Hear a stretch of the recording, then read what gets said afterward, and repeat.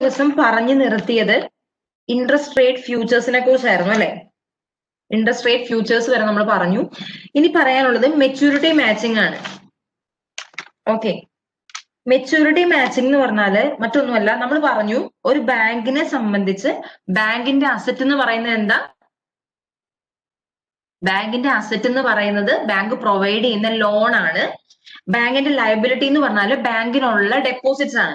അപ്പൊ maturity matching എന്ന് പറഞ്ഞുകൊണ്ട് അവർ ഉദ്ദേശിക്കുന്നത് ബാങ്ക്, അതായത് ബാങ്ക് അല്ലെങ്കിൽ ഫിനാൻഷ്യൽ ഇൻസ്റ്റിറ്റ്യൂഷൻസ് എപ്പോഴും, അതായത് ഇൻട്രസ്റ്റ് റേറ്റിലൊക്കെ ചേഞ്ചസ് വരുമല്ലോ.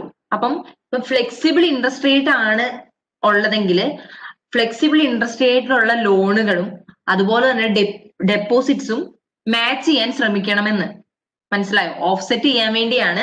അതായത് അവർക്ക് ബാങ്കിന് നഷ്ടമൊന്നും വരാതിരിക്കാൻ വേണ്ടി മാക്സിമം അവര് ഇപ്പം ഫിക്സ്ഡ് എക്സ്ചേഞ്ച് റേറ്റ് ഉള്ളതാണെങ്കിൽ ഫിക്സ്ഡ് എക്സ്ചേഞ്ച് റേറ്റ് അല്ല, ഫിക്സ്ഡ് ഇൻട്രസ്റ്റ് റേറ്റിലുള്ള ലോണുകളും അതുപോലെ തന്നെ ഡെപ്പോസിറ്റുകളും മാച്ച് ആക്കാൻ ശ്രമിക്കണം. അതുപോലെ തന്നെ ഫ്ലെക്സിബിൾ ഇൻട്രസ്റ്റ് റേറ്റ് ഉള്ള ലോണുകളും ഇൻട്രസ്റ്റ് റേറ്റ് ഉള്ള ഡെപ്പോസിറ്റ്സും മാച്ച് ആക്കാൻ ശ്രമിക്കണം. അതാണ് മെച്യൂരിറ്റി മാച്ചിങ് കൊണ്ട് ഉദ്ദേശിക്കുന്നത്. അപ്പോ അവരുടെ നെറ്റ് വാല്യൂ എന്ന് പറയുന്നത് എപ്പോഴും ഒരു ഗെയിൻ ആയിരിക്കും. ഓക്കെ, ക്ലിയർ ആയോ? നമുക്കൊരിക്കലും ലോസ് വരില്ല. അല്ലാത്ത സിറ്റുവേഷൻ നമ്മൾ ഓൾറെഡി ഇതിൽ എക്സ്പ്ലെയിൻ ചെയ്തു. അല്ലാത്ത സിറ്റുവേഷൻസ് ശരിയല്ലേ? അതായത് ലോൺ ഫ്ലെക്സിബിളും മറ്റേതൊരു ഫിക്സ്ഡും ആയി കഴിഞ്ഞാലുള്ള സിറ്റുവേഷനും അതുപോലെ തന്നെ ഡെപ്പോസിറ്റ്സ് ഫ്ലെക്സിബിളും ലോൺ ഫിക്സ്ഡ് ഇൻട്രസ്റ്റ് റേറ്റും ആയുള്ള സിറ്റുവേഷൻസ് നമ്മൾ ഓൾറെഡി ഡിസ്കസ് ചെയ്തു. അപ്പം ഇത്രയും മെച്യൂരിറ്റി മാച്ചിങ്ങിന് പറയുന്നുള്ളൂ. ബാങ്ക് എപ്പോഴും അവരുടെ ലോൺസും അതുപോലെ തന്നെ ഡെപ്പോസിറ്റ്സും മാച്ച് ചെയ്യാൻ ശ്രമിക്കണം. ക്ലിയർ ആയോ? അടുത്തത് interest rate swap. Interest rate swap already നമ്മൾ ഡിസ്കസ് ചെയ്തതാണ്. ഓക്കെ, ഇൻട്രസ്റ്റ് റേറ്റ് സ്വാപ്പ് എന്ന് പറഞ്ഞിട്ടുണ്ടെങ്കിൽ അതായത് രണ്ട് കമ്പനികൾ അവരവിടെ ഇൻട്രസ്റ്റ് പേയ്മെന്റ്സ് ട്രാൻസ്ഫർ ചെയ്യുന്നതിനെയാണ് നമ്മൾ ഇൻട്രസ്റ്റ് റേറ്റ് സ്വാപ്പ് എന്ന് പറയുന്നത്. അതായത് എക്സാമ്പിൾ നമ്മൾ പറഞ്ഞു, എ എന്ന് പറയുന്ന ഒരു കമ്പനി, ഓക്കെ, ആ കമ്പനി ഒരു ലോൺ എടുത്തിട്ടുണ്ട്. ലോണിന് ഫിക്സഡ് ഇൻട്രസ്റ്റ് റേറ്റിലാണ് അവർ ലോൺ എടുത്തിരിക്കുന്നത്.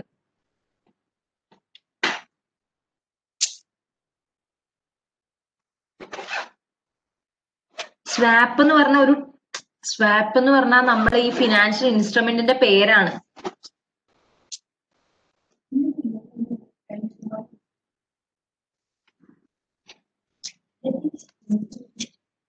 Okay, so interest rate swap എന്ന് പറഞ്ഞിട്ടുണ്ടെങ്കിൽ അതിലെന്താ ചെയ്യുന്നതെന്ന് വെച്ചാല്, എ എന്ന് പറയുന്ന ഒരു കമ്പനി, ആ കമ്പനി ഒരു ലോൺ എടുത്തിട്ടുണ്ട്. ആ ലോണിന് ഫിക്സ്ഡ് ഇൻട്രസ്റ്റ് ആണ്. ബി എന്ന് പറയുന്ന ഒരു കമ്പനി, ആ കമ്പനി സെയിം എമൗണ്ടിൽ, ഇപ്പൊ 1 lakh ആയിരിക്കും, 1 lakh തന്നെ ലോൺ എടുത്തിട്ടുണ്ട്. അതിന് ഫ്ലെക്സിബിൾ ഇൻട്രസ്റ്റ് ആണ്. ഓക്കെ, സോ എ എന്ന് പറയുന്ന കമ്പനിക്ക് ഫ്ലെക്സിബിൾ, അതായത് ഏണിങ്സ് ഫ്ലെക്സിബിൾ ആണ്. അവർക്ക് ഒരു സ്ഥിരതയില്ല ഏണിങ്സിൽ. ചില മന്തില് ഹൈ ഏണിങ്സ് ആയിരിക്കും, ചില മന്തിൽ ലോ ഏണിങ്സ് ആയിരിക്കും അവർക്കുണ്ടാവുക. ഇനി ബി എന്ന് പറയുന്ന കമ്പനിക്ക് ഫിക്സ്ഡ് ആയിട്ടുള്ള ഏണിങ്സ് ആണ് ഉണ്ടാവുക. അപ്പം എ എന്ന് പറയുന്ന കമ്പനിക്ക് ഫിക്സഡ് ലോണും ഫ്ലെക്സിബിൾ ഏണിങ്സും ആണ് ഉള്ളത്. ഓക്കെ, ബി എന്ന് പറയുന്ന കമ്പനിക്ക് ഫിക്സഡ് ലോണും ഫ്ലെക്സിബിൾ ലോണും ഫിക്സഡ് ഏണിങ്സും ആണ് ഉള്ളത്. ഓക്കെ, അപ്പൊ ഇവരെന്ത് ചെയ്യും? ഇവരിത് ട്രാൻസ്ഫർ ചെയ്യും. എ എന്ന് പറയുന്നത് എയുടെ ഇൻട്രസ്റ്റ് പേയ്മെന്റ്സ് ബിക്ക് ട്രാൻസ്ഫർ ചെയ്യും, ബിയുടെ ഇൻട്രസ്റ്റ് പേയ്മെന്റ്സ് എക്ക് ട്രാൻസ്ഫർ ചെയ്യും. അപ്പം ഫിക്സഡ് ആയിട്ട് എമൗണ്ട് കിട്ടുന്നവര് ഫിക്സഡ് ഇൻട്രസ്റ്റ് റേറ്റ് ഉള്ളത് അടയ്ക്കും, ഫ്ലെക്സിബിൾ ആയിട്ട് കിട്ടുന്നത് ഫ്ലെക്സിബിൾ ഇൻട്രസ്റ്റ് റേറ്റിലുള്ളത് അടയ്ക്കും. അതിനാണ് നമ്മൾ ഇൻട്രസ്റ്റ് റേറ്റ് സ്വാപ്പ് എന്ന് പറയുന്നത്. ക്ലിയർ ആയോ?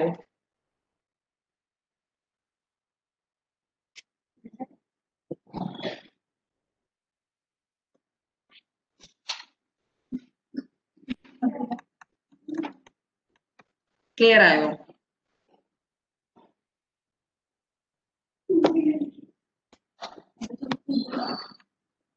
ഓക്കെ, ഇതിന് പിന്നെ അതായത് ഇൻട്രസ്റ്റ് റേറ്റ് സ്വാപ്പിന് പറയുന്ന വേറൊരു പേരെന്ന് പറഞ്ഞിട്ടുണ്ടെങ്കിൽ പ്ലെയിൻ വാനില എന്നും ഫിക്സഡ് ടു ഫ്ലോട്ടിംഗ് എന്നും പറയും.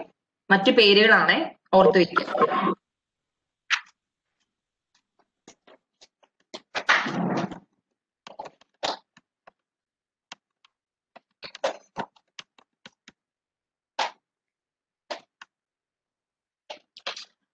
അടുത്തത് ക്രെഡിറ്റ് ഡിഫോൾട്ട് സ്വാപ്പ്.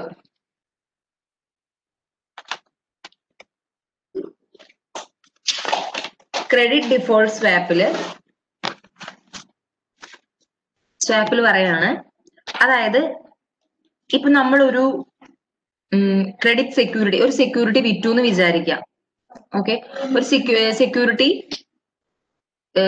സെക്യൂരിറ്റിയിൽ അതിന്റെ പേയ്മെന്റ്സ്, അതായത് അതിന്റെ ഇൻട്രസ്റ്റ് പേയ്മെന്റ്സ് നമുക്ക് കൃത്യമായിട്ട് കിട്ടണമെന്നില്ല. ഓക്കെ, പേയ്മെന്റ്സ് അല്ലെ, നമ്മളിപ്പോ ഒരാൾക്ക് നമ്മൾ ലോൺ കൊടുത്തു, എന്തെങ്കിലും കൊടുത്തു കഴിഞ്ഞിട്ടുണ്ടെങ്കിൽ അതിന്റെ ഇൻട്രസ്റ്റ് പേയ്മെന്റ്സുകൾ കറക്റ്റ് ആയിട്ട് നമുക്ക് കിട്ടണമെന്നില്ല. അങ്ങനെയുള്ള സമയത്ത് ഈ കൊടുത്തയാള്, അതായത് ലോൺ പ്രൊവൈഡ് ചെയ്ത അല്ലെങ്കിൽ ലെൻഡർ ക്രെഡിറ്റ് ഡിഫോൾട്ട് സ്വാപ്പ് എന്ന് പറഞ്ഞാൽ അതൊരു ഡെറിവേറ്റീവ് ആണ്. അതെന്താന്ന് പറയാം. അത് ക്രെഡിറ്റ് ഡിഫോൾട്ട് സ്വാപ്പ് എന്ന് പറഞ്ഞാൽ ശരിക്കും ഒരു ഇൻഷുറൻസ് പ്രീമിയം പോലെയാണ്. അതായത് നമ്മൾ ഒരു പീരിയോഡിക് ആയിട്ട് അതിലേക്ക് പൈസ അടച്ചുകൊണ്ടേ ഇരിക്കും. ഓക്കെ, അതുകൊണ്ട് തന്നെ ഇപ്പോ നമ്മുടെ ക്രെഡിറ്റർ, അതായത് നമ്മുടെ നിന്ന് പൈസ വാങ്ങിയ ആള് നമ്മുടെ ഇൻട്രസ്റ്റ് പേയ്മെന്റ് നടത്തിയില്ല എങ്കിൽ ഈ CDS വിൽക്കുന്ന ആൾക്കാര്, ക്രെഡിറ്റ് ഡിഫോൾട്ട് സ്വാപ്പ് വിൽക്കുന്ന ആൾക്കാർ നമുക്ക്, അതായത് നമ്മൾ പേയ്മെന്റ് നടത്തുന്ന കമ്പനി ഉണ്ടല്ലോ, അവര് നമുക്ക് പൈസ തരും. അതാണ് ക്രെഡിറ്റ് ഡിഫോൾട്ട് സ്വാപ്പ്. മനസ്സിലായോ? അതായത് ഇൻഷുറൻസ് പോലെ ഇപ്പൊ ഒരാള് ഇപ്പൊ ഡെപ്റ്റ് ഒക്കെ കൊടുത്തു കഴിഞ്ഞിട്ടുണ്ടെങ്കിൽ ലെൻഡ് ചെയ്ത ആള്, ലെൻഡർ ഈ CDS എന്ന് പറയുന്ന ഇത് എടുക്കും. എന്നിട്ട് പീരിയോഡിക് ആയിട്ട് ഒരു എമൗണ്ട്, ചെറിയ എമൗണ്ട് അതിലേക്ക് അടച്ചുകൊണ്ടിരിക്കും. അതുകൊണ്ട് തന്നെ ഇൻ കേസ് ക്രെഡിറ്റർ ഡിഫോൾട്ട് ചെയ്തിട്ടുണ്ടെങ്കിൽ ഈ കമ്പനി, ഈ CDS സെല്ല് ചെയ്യുന്ന ആള് നമുക്ക് അവര് തരാനുള്ള എമൗണ്ട് തരും, ഇൻഷുറൻസ് തുകയൊക്കെ തരുന്നത് പോലെ. ക്ലിയർ ആയോ?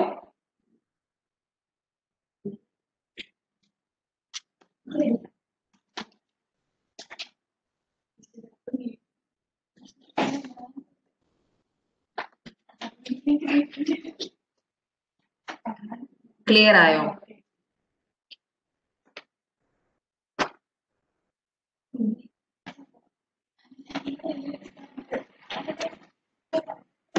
അടുത്തത് ഓപ്ഷൻസ്. ഓക്കെ, ഓപ്ഷൻസ് എന്ന് വെച്ചാൽ എന്താ? അതായത് ഒരു ഫ്യൂച്ചർ ഡേറ്റിൽ ഒരു സ്പെസിഫിക് പ്രൈസിൽ ഒരു സ്റ്റോക്ക് വാങ്ങിക്കോളാം അല്ലെങ്കിൽ വിറ്റോളാം എന്ന് പറയുന്നതാണ്. Okay, stock options normally provide ചെയ്യുന്നത്, ഇഷ്യൂ ചെയ്യുന്നത് എംപ്ലോയീസിന് വേണ്ടിയാണ്. ഓക്കെ, എംപ്ലോയീസിന് വേണ്ടിയാണ് നോർമലി ഇഷ്യൂ ചെയ്യുന്നത്. അപ്പൊ നോർമലി എംപ്ലോയീസിന് വേണ്ടി ഇഷ്യൂ ചെയ്യുമ്പോൾ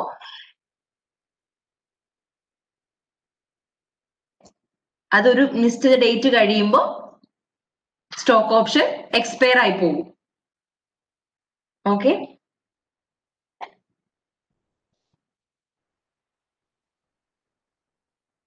ഇനിയുള്ളത് കോൾ ഓപ്ഷനും പുട്ട് ഓപ്ഷനുമാണ്. അതായത് സ്റ്റോക്ക് ഓപ്ഷന്റെ മറ്റൊരു എന്താ പറയാ, അതിൽ തന്നെ വരുന്ന വേറൊരു ടൈപ്പാണ് കോൾ ഓപ്ഷനും പുട്ട് ഓപ്ഷനും. ഓക്കെ, കോൾ ഓപ്ഷൻ എന്ന് പറഞ്ഞാൽ എന്തിനുള്ളതാ? കോൾ ഓപ്ഷൻ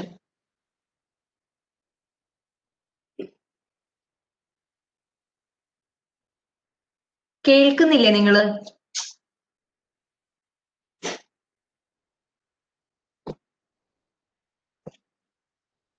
കോൾ ഓപ്ഷൻ എന്ന് പറഞ്ഞാല് വാങ്ങാനുള്ളതാണ്.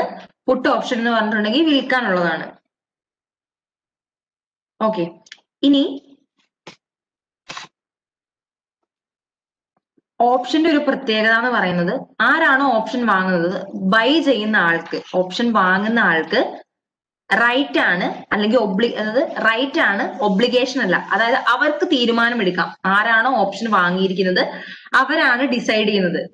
ഓക്കെ, വാങ്ങണോ അതായത് ഈ ഓപ്ഷൻ എക്സൈസ് ചെയ്യണോ എന്ന് ഡിസൈഡ് ചെയ്യുന്നത് ബയർ ആണ്. ഓക്കെ, ഒരു നിർബന്ധവും ഇല്ല, ഒബ്ലിഗേഷൻ ഒന്നുമില്ല, വാങ്ങാതിരിക്കാം.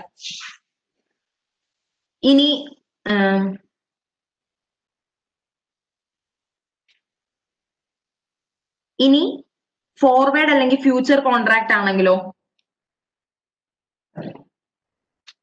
അതായത് ഡേറ്റ് ആയിട്ടുണ്ടെങ്കിൽ, കോൺട്രാക്ട് ഡേറ്റ് ആയിട്ടുണ്ടെങ്കിൽ മസ്റ്റ് ആയിട്ട് ഗുഡ്സ് ഡെലിവറി ചെയ്തിരിക്കണം, അല്ലെങ്കിൽ ആരാണോ വാങ്ങാന്ന് പറഞ്ഞിരിക്കുന്നത് മസ്റ്റ് ആയിട്ട് ആ സാധനം വാങ്ങിയിരിക്കണം. ഫ്യൂച്ചർ ആൻഡ് ഫോർവേഡ് കോൺട്രാക്റ്റില് മസ്റ്റ് ആയിട്ട് വാങ്ങിയിരിക്കണം. പക്ഷെ ഓപ്ഷൻ എന്ന് പറഞ്ഞിട്ടുണ്ടെങ്കിൽ ഒരു ഒബ്ലിഗേഷനും ഇല്ല, നമുക്ക് വേണമെങ്കിൽ വാങ്ങാം, വാങ്ങാതിരിക്കാം. അത് ബൈ ചെയ്ത ആളുടെ ഡിസിഷൻ അനുസരിച്ചിരിക്കും. ഓക്കെ,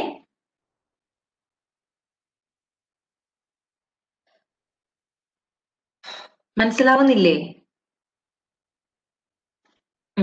കോൾ ഓപ്ഷൻ എന്ന് പറഞ്ഞിട്ടുണ്ടെങ്കിൽ വാങ്ങിയ ആൾക്ക്, അതായത് കോൾ ഓപ്ഷൻ, ആ ഓപ്ഷൻ വാങ്ങിയ ആൾക്ക് ഒരു റൈറ്റ് കൊടുക്കുകയാണ് ഇന്ന പ്രൈസിൽ, ഒരു നിശ്ചിത പ്രൈസിൽ വാങ്ങാമെന്നുള്ളത്. ഇനി പുട്ട് ഓപ്ഷൻ എന്ന് വെച്ചാല് പുട്ട് ഓപ്ഷൻ വാങ്ങിയ ആള് ഒരു നിശ്ചിത പ്രൈസിൽ ഇന്ന ടൈമിൽ വിറ്റോളാം എന്ന് പറയുകയാണ്. അത് ഒബ്ലിഗേഷൻ അല്ല, റൈറ്റ് ആണ്. വിൽക്കാതിരിക്കാം. ഓക്കെ, രണ്ട് കേസിലും, അതായത് പുട്ട് ഓപ്ഷനിലും കോൾ ഓപ്ഷനിലും ബയറിനാണ് ഡിസൈഡ് ചെയ്യാനുള്ള റൈറ്റ്. ഓപ്ഷൻ എക്സൈസ് ചെയ്യണോ വേണ്ടയോ എന്ന് ഡിസൈഡ് ചെയ്യുന്നത് ആരാണ്? ബയറാണ്. ഓക്കെ, ഇനി ഫ്യൂച്ചർ കോൺട്രാക്റ്റില് നമ്മൾ ലോങ് പൊസിഷൻ ഉള്ള ആൾ ആരാ? ലോങ് പൊസിഷൻ ഉള്ള ആളെന്ന് പറയുന്നത്, അതായത് ഫ്യൂച്ചറിൽ പ്രൈസ് കൂടിയാലോ എന്ന് വിചാരിച്ച് കോൺട്രാക്റ്റില് അല്ലെങ്കിൽ ഫോർവേഡ് കോൺട്രാക്ട് അല്ലെങ്കിൽ വാങ്ങുന്ന ആൾക്കാണ് ലോങ് പൊസിഷൻ വരിക. ഇനി ഫ്യൂച്ചറിൽ പ്രൈസ് കുറഞ്ഞാലോ എന്നോർത്ത് സെല് ചെയ്യാം എന്ന് പറയുന്ന ആളാണ് ഷോർട്ട് പൊസിഷൻ വരിക. ഇനി ഓപ്ഷന്റെ കേസിൽ എങ്ങനെയാ? ഓപ്ഷന്റെ കേസിൽ ആരാണോ ഈ ഓപ്ഷൻ വാങ്ങുന്നത്, അത് സെല്ല് ആയിക്കോട്ടെ അല്ലെ പുട്ട് ആയിക്കോട്ടെ, പുട്ട് ഓപ്ഷൻ ആണെങ്കിലും കോൾ ഓപ്ഷൻ ആണെങ്കിലും പുട്ട് ഓപ്ഷൻ ആണെങ്കിലും ആരാണോ ഈ ഓപ്ഷൻ വാങ്ങുന്നത്, ബൈ ചെയ്യുന്നത്, അയാളായിരിക്കും ലോങ് പാർട്ടി. ആരാണോ ഈ ഓപ്ഷൻ വിൽക്കുന്നത് അയാളായിരിക്കും ഷോർട്ട് പാർട്ടി. ഓക്കെ,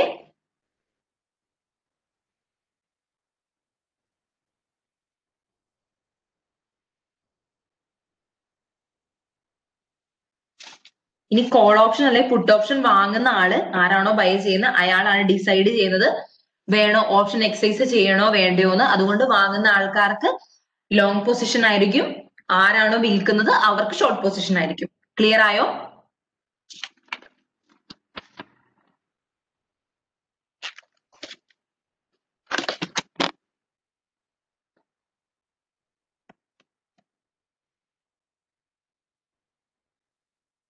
ഇനി ഓപ്ഷൻ എങ്ങനെയാ ചെയ്യുന്നതെന്ന്,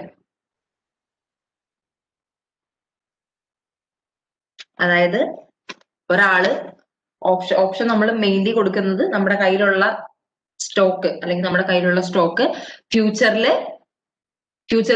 പ്രൈസ് ചേഞ്ചസ് വന്നാലോ എന്നോർത്ത് ഒരാൾ എന്ത് ചെയ്യും? ഒരു കോൺട്രാക്ട് ഉണ്ടാക്കി അത് വിൽക്കും, അതായത് കോൾ ഓപ്ഷൻ ഉണ്ടാക്കി വിൽക്കും. അയാൾക്ക് വിൽക്കുന്ന ആൾക്ക് ഷോർട്ട് പൊസിഷൻ ആയിരിക്കും. അതായത് കോൺട്രാക്ട് ഓപ്ഷൻ വിൽക്കുന്ന ആൾക്ക് ഷോർട്ട് പൊസിഷൻ ആയിരിക്കും. ആരാണോ ഓപ്ഷൻ വാങ്ങുന്നത് അയാൾക്ക് ലോങ് പൊസിഷൻ ആയിരിക്കും. രണ്ട് തരത്തിലുള്ള ഓപ്ഷൻ ഉണ്ട്, കോൾ ഓപ്ഷനും പുട്ട് ഓപ്ഷനും. കോൾ ഓപ്ഷൻ ആണെങ്കിൽ ഇത്ര രൂപയ്ക്ക് വാങ്ങിക്കോളാം എന്ന് എഗ്രി ചെയ്യുന്നതാണ് കോൾ ഓപ്ഷൻ. പുട്ട് ഓപ്ഷൻ ആണെങ്കിൽ ഇത്ര രൂപയ്ക്ക് സെല് ചെയ്തോളാം എന്ന് പറയുന്നതാണ് പുട്ട് ഓപ്ഷൻ. ഇനി ഓപ്ഷൻ പ്രീമിയം എന്ന് വെച്ചാല് നമ്മൾ ഈ ഓപ്ഷൻ സെല് ചെയ്യില്ലേ, ഓപ്ഷൻ പ്രൈസിനെയാണ് നമ്മൾ ഓപ്ഷൻ പ്രീമിയം എന്ന് പറയുന്നത്. അതായത് ഓപ്ഷനിൽ എഴുതിയിരിക്കുന്ന പ്രൈസ് അല്ല, എത്ര രൂപയ്ക്കാണോ നമ്മൾ ആ ഓപ്ഷൻ വിൽക്കുന്നത്, അതായത് പുട്ട് ഓപ്ഷൻ അല്ലെങ്കിൽ കോൾ ഓപ്ഷൻ വിൽക്കുന്ന പ്രൈസിനെയാണ് നമ്മൾ ഓപ്ഷൻ പ്രീമിയം അല്ലെങ്കിൽ ഓപ്ഷൻ പ്രൈസ് എന്ന് പറയുന്നത്. ഓക്കെ. അടുത്തത് എക്സ്പിറേഷൻ ഡേറ്റ് എന്ന് പറഞ്ഞാല് ഏത് ദിവസമാണോ നമ്മുടെ പുട്ട് ഓപ്ഷൻ അല്ലെങ്കിൽ ഈ ഓപ്ഷൻ എക്സൈസ് ചെയ്യേണ്ട ലാസ്റ്റ് ഡേറ്റിനെയാണ് നമ്മൾ എക്സ്പിറേഷൻ ഡേറ്റ് എന്ന് പറയുന്നത്.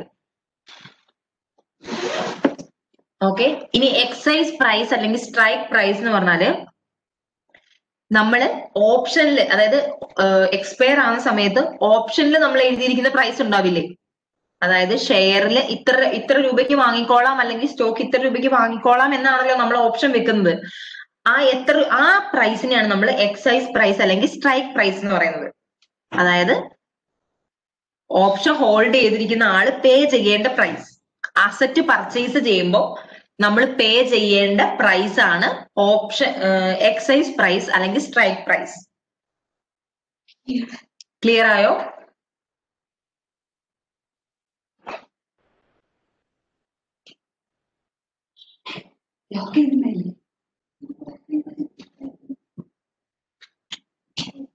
ഓക്കെ, ക്ലിയർ ആയോ? എല്ലാവർക്കും ക്ലിയർ ആയോ?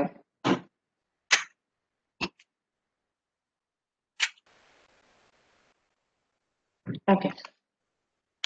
ഇനി അടുത്തത് കോൾ ഓപ്ഷനെയും പുട്ട് ഓപ്ഷനെയും കുറിച്ച് പറയാണ്. പറഞ്ഞ കാര്യങ്ങൾ തന്നെയാണ്. കോൾ ഓപ്ഷൻ ആണ് ഏറ്റവും കൂടുതൽ യൂസ് ചെയ്യുന്ന ഓപ്ഷൻ. കോൾ ഓപ്ഷനിൽ ഓപ്ഷൻ വാങ്ങുന്ന ആൾക്ക് റൈറ്റ് കിട്ടുകയാണ്, നോട്ട് ദ ഒബ്ലിഗേഷൻ. അതായത് ഒരു പെർട്ടിക്കുലർ അസറ്റ് എക്സ്പയറി ഡേറ്റിന് മുന്നേ ഒരു ഫിക്സഡ് പ്രൈസിൽ വാങ്ങണോ വേണ്ടയോ എന്ന് തീരുമാനിക്കുന്നത് ബയർ ആണ്. ഓക്കെ. സോ കോൾ ഓപ്ഷൻ വാങ്ങുന്ന ആൾക്കാണ് ലോങ്, അത് തന്നെയാണ് ഇവിടെ പറയുന്നത്. കോൾ ഓപ്ഷൻ വാങ്ങുന്ന ആൾക്കാണ് ലോങ് പൊസിഷൻ, കോൾ ഓപ്ഷൻ വിൽക്കുന്ന ആൾക്ക് സെല്ലറിന് ഷോർട്ട് പൊസിഷൻ ആണ്. ഓക്കെ.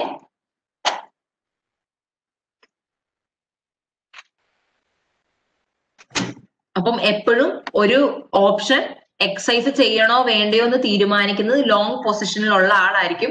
ലോങ് പൊസിഷനിലുള്ള ആള് തീരുമാനിക്കുന്നതനുസരിച്ച് അത് ഒബേ ചെയ്യലാണ് ഷോർട്ട് പൊസിഷനിലുള്ള ആള്. ഓക്കെ. സോ എപ്പോഴായിരിക്കും ഒരു കോൾ ഓപ്ഷൻ നമ്മൾ എക്സൈസ് ചെയ്യുന്നത്?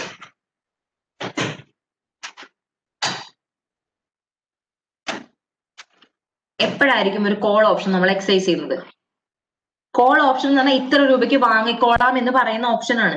സോ മാർക്കറ്റിലെ പ്രൈസ് നമ്മുടെ എക്സൈസ് പ്രൈസിനെക്കാളും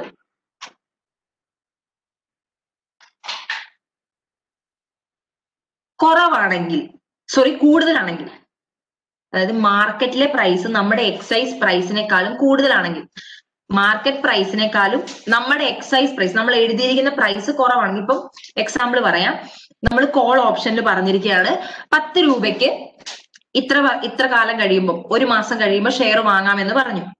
ആ ഒരു മാസം എത്തിക്കഴിഞ്ഞപ്പം മാർക്കറ്റിൽ ഷെയറിന്റെ വാല്യൂ 18 ആണെന്ന് വിചാരിക്കുക, 18 ആണെന്ന് വിചാരിക്കുക. അപ്പൊ ആ ഓപ്ഷൻ എക്സൈസ് ചെയ്യുവോ ചെയ്യാതിരിക്കുവോ?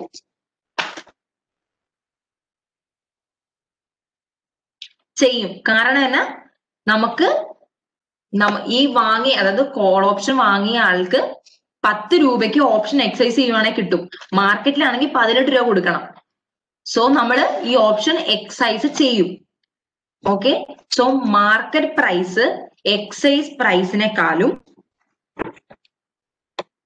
പ്രൈസിനെക്കാളും ഹൈ ആയിരിക്കുന്ന സമയത്തിനെയാണ് നമ്മൾ ഇൻ ദ മണി എന്ന് പറയുന്നത്. അല്ലെങ്കിൽ എപ്പോഴാണോ ഒരു കോൾ ഓപ്ഷൻ നമ്മൾ എക്സൈസ് ചെയ്യുന്നത് അതിനെയാണ് നമ്മൾ in the money, call option in the money എന്ന് പറയുന്നത്. ക്ലിയർ ആയോ? ഓക്കെ. അതായത് ഒരു കോൾ ഓപ്ഷൻ എക്സൈസ് ചെയ്യുന്ന ടൈമാണ് അത് ഇൻ ദ മണി എന്ന് നമ്മൾ പറയുന്നത്. ഇനി എക്സൈസ് പ്രൈസ് മാർക്കറ്റ് പ്രൈസിനെക്കാളും കൂടുതലാണ്. ദാറ്റ് മീൻസ് മാർക്കറ്റിൽ 10 രൂപ, നമ്മുടെ എക്സൈസ് പ്രൈസ് 18 rupees. അപ്പോ ഈ ഓപ്ഷൻ എക്സൈസ് ചെയ്യുവോ ചെയ്യാതിരിക്കുവോ?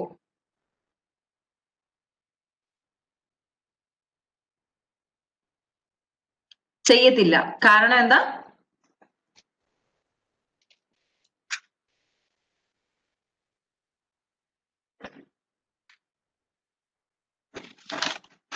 യെസ്, കാരണം ലോസ് ആണല്ലേ വരുന്നത്, ലോസ് ആണ് വരുന്നത്. അതുകൊണ്ട് തന്നെ എക്സൈസ് ചെയ്യില്ല. അതിനെയാണ് നമ്മൾ ഔട്ട് ഓഫ് ദ മണി എന്ന് പറയുന്നത്.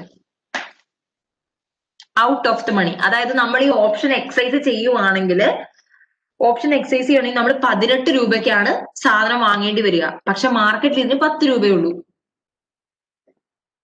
ഓക്കെ, സോ നമുക്ക് ലോസ് ആണ്. അതുകൊണ്ട് തന്നെ നമ്മൾ എക്സൈസ് ചെയ്യില്ല. അതിനെയാണ് ഔട്ട് ഓഫ് ദ മണി.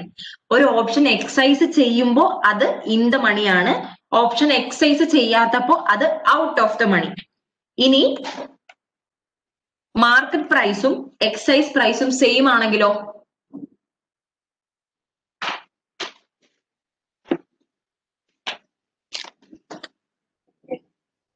അതിനെയാണ് നമ്മൾ അറ്റ് ദി മണി എന്ന് പറയാം. അതിനെയാണ് നമ്മൾ അറ്റ് ദി മണി എന്ന് പറയുന്നത്. ഓക്കെ, അതായത് ഗെയിനും ഇല്ല ലോസും ഇല്ല. ഇനി അടുത്ത പറയുന്നത് intrinsic value of the option. Intrinsic value of the option എന്ന് വെച്ചിട്ടുണ്ടെങ്കിൽ, അതായത് നമ്മൾ എക്സൈസ് ചെയ്യുമല്ലോ, ഒരു ഓപ്ഷൻ എക്സൈസ് ചെയ്യുമ്പോൾ മാർക്കറ്റ് പ്രൈസും നമ്മുടെ എക്സൈസ് പ്രൈസും തമ്മിലുള്ള ഡിഫറൻസ് ഇല്ലേ?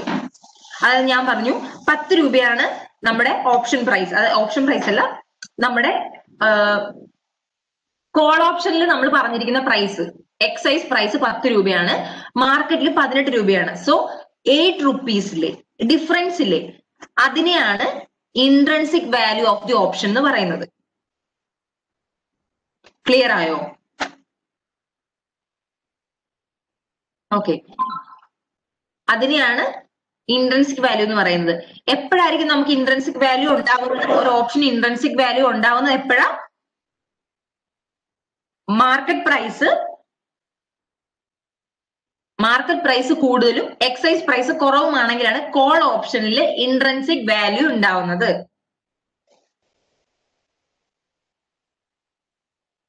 ഓക്കെ, ഇൻട്രിൻസിക് വാല്യൂ ഉണ്ടാവുന്നത് കാരണം എന്താന്ന് വെച്ചിട്ടുണ്ടെങ്കിൽ മറ്റൊന്നുമല്ല, ഇപ്പൊ നമ്മള് 10 രൂപയ്ക്കാണ് നമ്മൾ പറഞ്ഞിരിക്കുന്നെങ്കിൽ 10 രൂപയ്ക്ക് നമുക്ക് വാങ്ങിയിട്ട് മാർക്കറ്റ് നമുക്കത് 18 രൂപയ്ക്ക് വിൽക്കാൻ പറ്റും. ശരിയല്ലേ? സ്റ്റോക്ക് എക്സൈസ് ചെയ്യുകയാണെങ്കിൽ നമുക്ക് 10 രൂപയ്ക്ക് വാങ്ങിയിട്ട് 18 രൂപയ്ക്ക് മാർക്കറ്റിൽ സെയിൽ ചെയ്യാൻ പറ്റും. ഇതാണ് കോൾ ഓപ്ഷനെ കുറിച്ച് പറയാനുള്ളത്. കോൾ ഓപ്ഷനിൽ ആർക്കെങ്കിലും ഡൗട്ട് ഉണ്ടോ?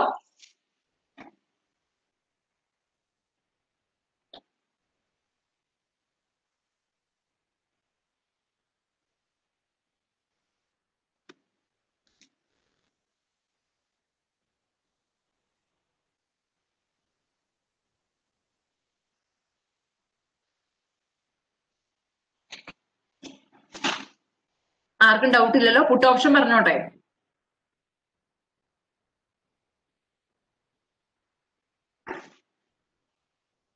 ഓക്കെ, പുട്ട് ഓപ്ഷൻ എന്ന് പറഞ്ഞിട്ടുണ്ടെങ്കിൽ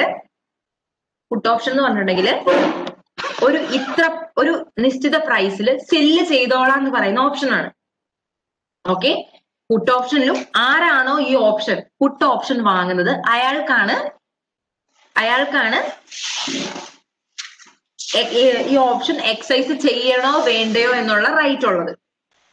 ഓക്കെ,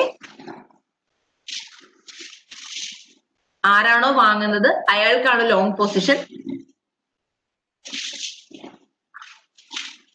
പുട്ട് ഓപ്ഷൻ വാങ്ങുന്ന ആൾക്കാണ് ലോങ് പൊസിഷൻ, പുട്ട് ഓപ്ഷൻ വിൽക്കുന്ന ആൾക്കാണ് ഷോർട്ട് പൊസിഷൻ വരുന്നത്.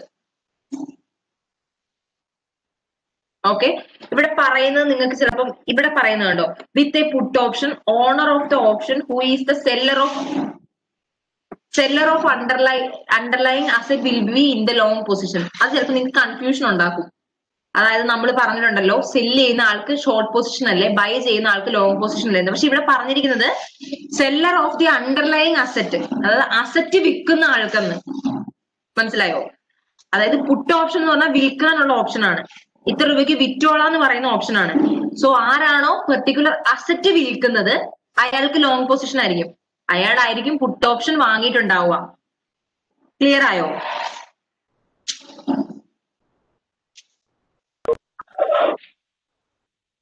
ക്ലിയർ ആയോ? അതായത് ഞാൻ എക്സാമ്പിൾ ചെയ്യാം, അതായിരിക്കും നല്ലത്. അതായത് എ എന്ന് പറഞ്ഞ കമ്പനിയും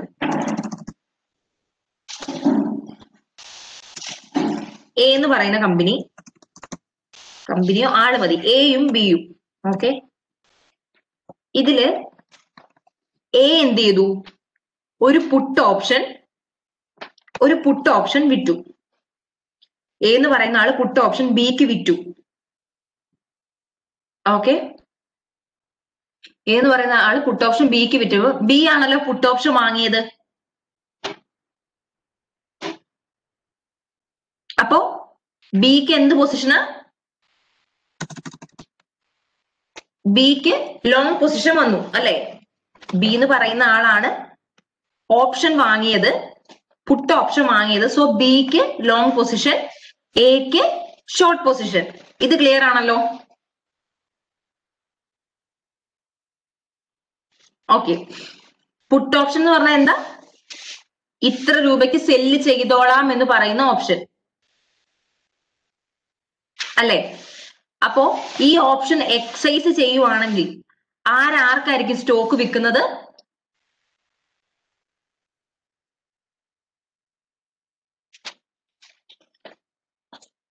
ഈ ഓപ്ഷൻ എക്സൈസ് ചെയ്യുവാണെങ്കിൽ ആർക്കായിരിക്കും സ്റ്റോക്ക് വിൽക്കുന്നത്?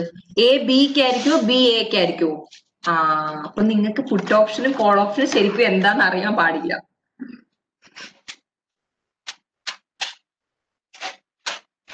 അതായത് സ്റ്റോക്ക് വിൽക്കുന്നത് ആർക്കായിരിക്കും? ബി എക്ക് ആയിരിക്കും വിൽക്കുന്നത്, എ ബിക്കല്ല വിൽക്കുന്നത്.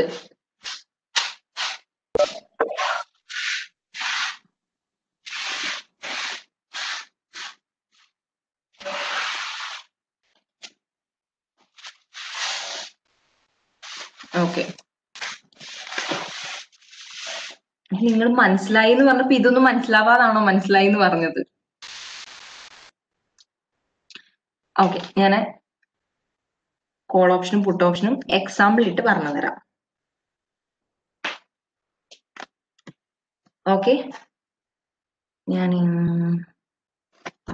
സ്പേസ് ഉള്ള സ്ഥലം നോക്കട്ടെ.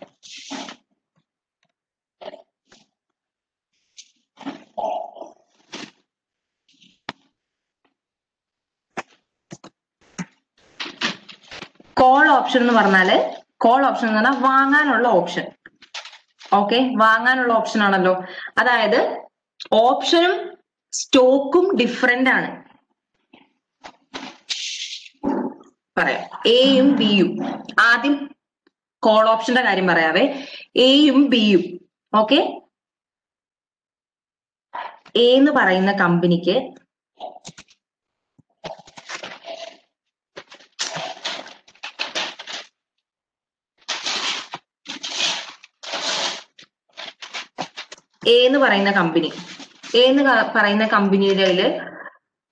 കമ്പനിക്ക് ഷെയർ വാങ്ങണം. സോറി, എ എന്ന് പറയുന്ന കമ്പനിയുടെ 100 ഷെയർ ഉണ്ട്. എ എന്ന് പറയുന്ന കമ്പനിയുടെ 100 ഷെയർ ഉണ്ട്.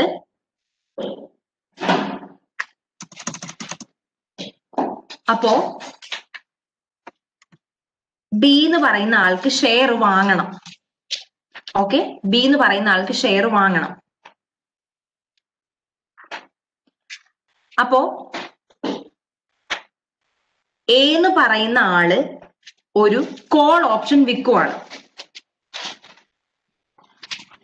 എ എന്ന് പറയുന്ന ആള് ഒരു കോൾ ഓപ്ഷൻ വിൽക്കുവാണ്. ബി അത് പർച്ചേസ് ചെയ്തു. ഓപ്ഷൻ ആണ്, സ്റ്റോക്ക് അല്ല പർച്ചേസ് ചെയ്തിരിക്കുന്നത്, ഓപ്ഷൻ പർച്ചേസ് ചെയ്തു. ഓക്കെ, കോൾ ഓപ്ഷൻ പർച്ചേസ് ചെയ്തു ബി എന്ന് പറയുന്ന ആള്. സോ കോൾ ഓപ്ഷൻ എന്ന് പറഞ്ഞാൽ വാങ്ങിക്കോളാം എന്നുള്ള ഉറപ്പാണ്. അപ്പം ബി ആ ഓപ്ഷൻ വാങ്ങുന്നതിലൂടെ ബി പറയുവാണ്, ഞാൻ ഈ 100 ഷെയർ വാങ്ങിക്കോളാം. ഓക്കെ,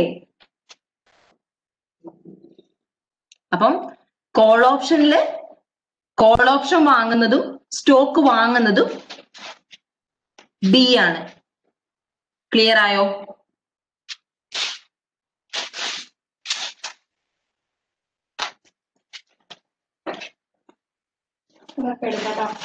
ക്ലിയർ ആയല്ലോ? ഇനി പുട്ട് ഓപ്ഷൻ എടുക്കുവാണ്. പുട്ട് ഓപ്ഷനിൽ എയുടെ കയ്യില് 100 ഷെയർ ഉണ്ട്. എയുടെ കയ്യില് 100 ഷെയർ ഉണ്ട്. ബി എന്ന് പറയുന്ന ആള് ഒരു പുട്ട് ഓപ്ഷൻ വിൽക്കുവാണ്. ബി എന്ന് പറയുന്ന ആള് പുട്ട് ഓപ്ഷൻ വിൽക്കുവാണ്.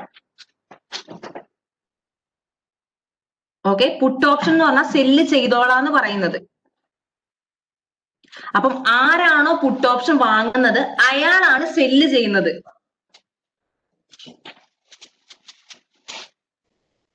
മനസ്സിലായോ?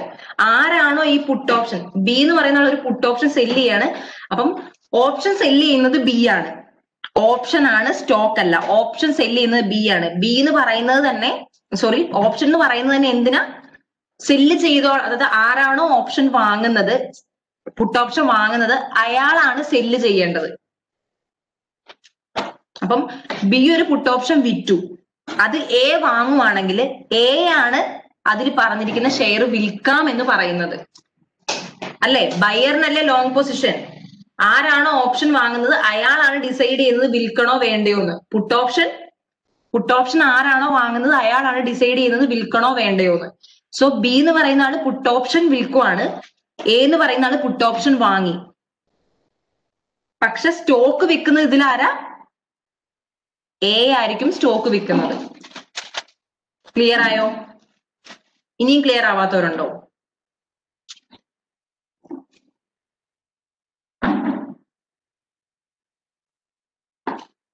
ഇനിയും ക്ലിയർ ആവാത്തവരുണ്ടോ?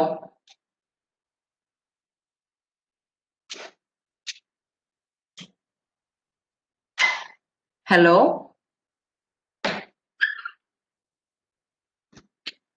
ഓക്കെ. അതായത് പുട്ട് ഓപ്ഷൻ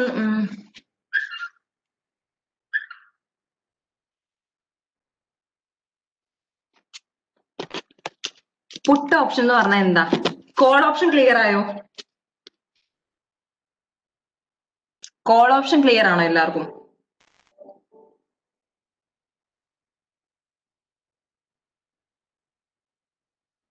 ഓക്കെ. ഇനി പുട്ട് ഓപ്ഷൻ എന്ന് പറഞ്ഞാല് സെല്ല് ചെയ്തോളാം എന്ന് പറയുന്നതാണ്. സെല്ല് ചെയ്യാൻ വേണ്ടിയുള്ള ഓപ്ഷൻ ആണ്. അത് ക്ലിയർ ആയോ? അതായത് ഇത്ര രൂപയ്ക്ക് ഇത്ര ഷെയർ സെല്ല് ചെയ്തോളാം എന്ന് പറയുന്നതാണ് പുട്ട് ഓപ്ഷൻ.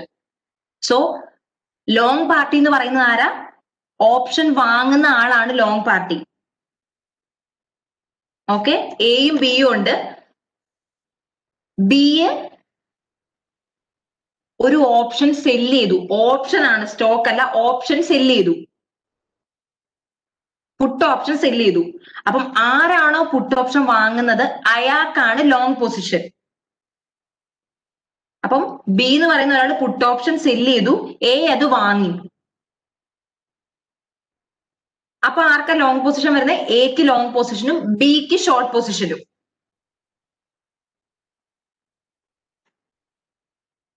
ഓക്കെ, അപ്പം ഈ പുട്ട് ഓപ്ഷനിൽ എഴുതിയിരിക്കുന്ന എന്താന്ന് വെച്ചാല് 100 ഷെയർ ഇത്ര രൂപയ്ക്ക് തരണം എന്നാണ് എഴുതിയിരിക്കുന്നത്. അതായത് പുട്ട് ഓപ്ഷൻ വിൽക്കുന്ന ആള് ശരിക്കും ഷെയർ വാങ്ങുവാണ് ചെയ്യുന്നത്.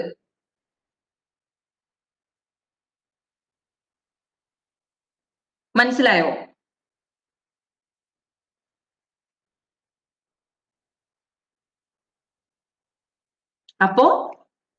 അപ്പോ ശരിക്കും സ്റ്റോക്ക് വിൽക്കുന്നത് ആരാ? സ്റ്റോക്ക് വിൽക്കുന്നത് എ ആണ്. എ ആണ് സ്റ്റോക്ക് വിൽക്കുന്നത്. അപ്പൊ ഇവിടെ സ്റ്റോക്ക് വിൽക്കുകയും ഓപ്ഷൻ വാങ്ങുകയും ചെയ്ത ആളാണ് ലോങ് പാർട്ടി വരിക. എ ലോങ് പാർട്ടി വരും പുട്ട് ഓപ്ഷനിൽ. ബി എന്ന് പറയുന്ന ആള് ഓപ്ഷൻ എന്താ ചെയ്തേ? ഓപ്ഷൻ വിറ്റു, സ്റ്റോക്ക് വാങ്ങുവാണ് ചെയ്യുന്നത്. ക്ലിയർ ആയോ?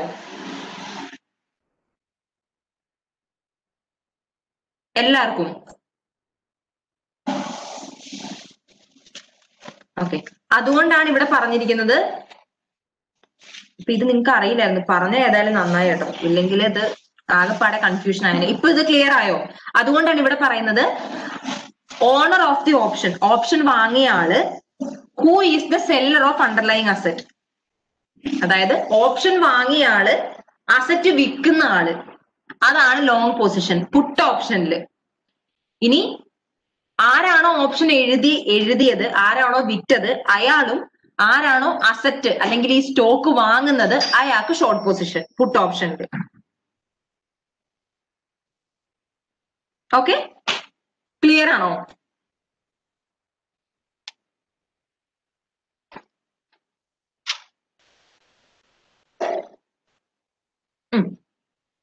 ഇനി നേരത്തെ പറഞ്ഞ അതേ കാര്യം തന്നെയാ പറയുന്നത് ഇവിടെ.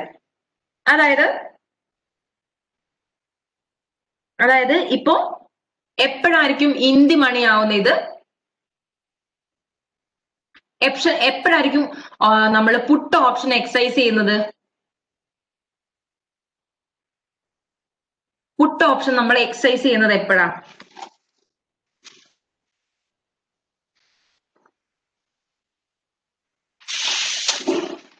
പുട്ട് ഓപ്ഷൻ നമ്മൾ എക്സൈസ് ചെയ്യുന്നത് മാർക്കറ്റ് പ്രൈസ് നമ്മുടെ എക്സൈസ് പ്രൈസിനെക്കാളും കുറവാണെങ്കിലല്ലേ?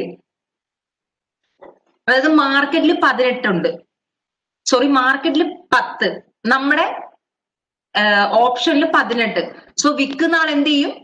ഓപ്ഷൻ എക്സൈസ് ചെയ്യണമെങ്കിൽ 18 രൂപയ്ക്ക് വിൽക്കാം, മാർക്കറ്റിലാണെങ്കിൽ 10 രൂപയ്ക്ക് വിൽക്കാൻ പറ്റുള്ളൂ. അപ്പൊ വിൽക്കുന്ന ആളാണല്ലോ അതായത് ഓപ്ഷൻ വാങ്ങിയ ആളാണല്ലോ ഡിസൈഡ് ചെയ്യുന്നത്. അപ്പൊ അയാൾ എന്ത് ചെയ്യും? ഓപ്ഷൻ എക്സൈസ് ചെയ്യും, 18 രൂപയ്ക്ക് വിൽക്കും.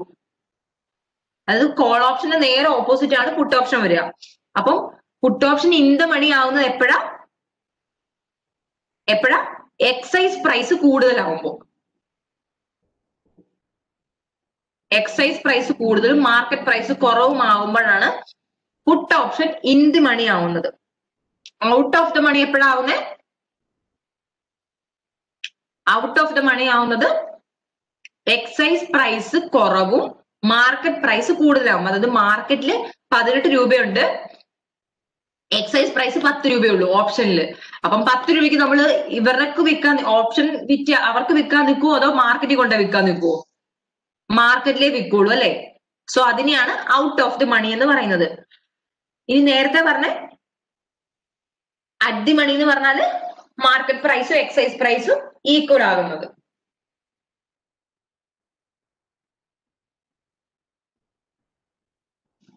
ക്ലിയർ ആണോ?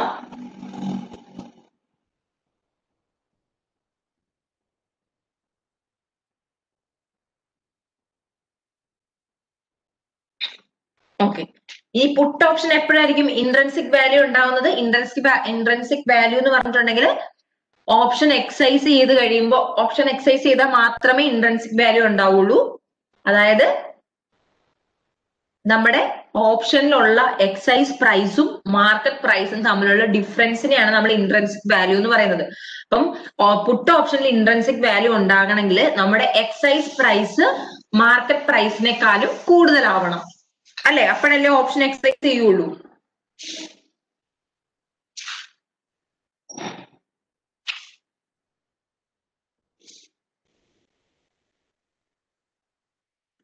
ക്ലിയർ ആണല്ലോ?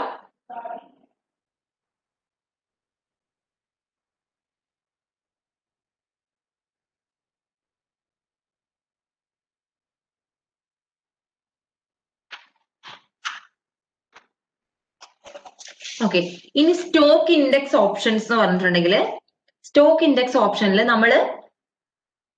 നമ്മളിവിടെ മറ്റേ കോൾ ഓപ്ഷനും പുട്ട് ഓപ്ഷനിലൊക്കെ നമ്മൾ സ്റ്റോക്കുകളും, സ്റ്റോക്ക് ഓപ്ഷനിലൊക്കെ നമ്മൾ സ്റ്റോക്കുകളാണല്ലോ ട്രേഡ് ചെയ്യുന്നത് അല്ലെ? അതായത് സ്റ്റോക്കിന്റെ വാല്യൂ ഇത്ര കുറഞ്ഞാൽ, സ്റ്റോക്കിന്റെ വാല്യൂ ഇത്ര കൂടിയാൽ, അങ്ങനെയാണല്ലോ. അല്ലെങ്കിൽ കോൾ ഓപ്ഷൻ ആണെങ്കിൽ നമ്മൾ എക്സൈസ് ചെയ്യുന്നത് ഇതിൽ ഇത്ര ചേഞ്ചസ് വന്നാൽ പ്രൈസിൽ ഏത് പ്രൈസ് കൂടുതൽ കമ്പയർ ചെയ്ത് നമ്മൾ ഓപ്ഷൻ എക്സൈസ് ചെയ്യുന്നു. ഇനി സ്റ്റോക്ക് ഇൻഡെക്സ് ഓപ്ഷൻ എന്ന് പറഞ്ഞിട്ടുണ്ടെങ്കിൽ നമ്മള് ഇൻഡെക്സ് പ്രൈസുകളാണ് നോക്കുന്നത്. അതായത് ചിലപ്പോൾ കൺസ്യൂമർ ഇൻഡെക്സ് ആയിരിക്കും, ജനറൽ പ്രൈസ് ലെവൽ, അങ്ങനെ ഇൻഡെക്സിൽ വരുന്ന ചേഞ്ചസ്.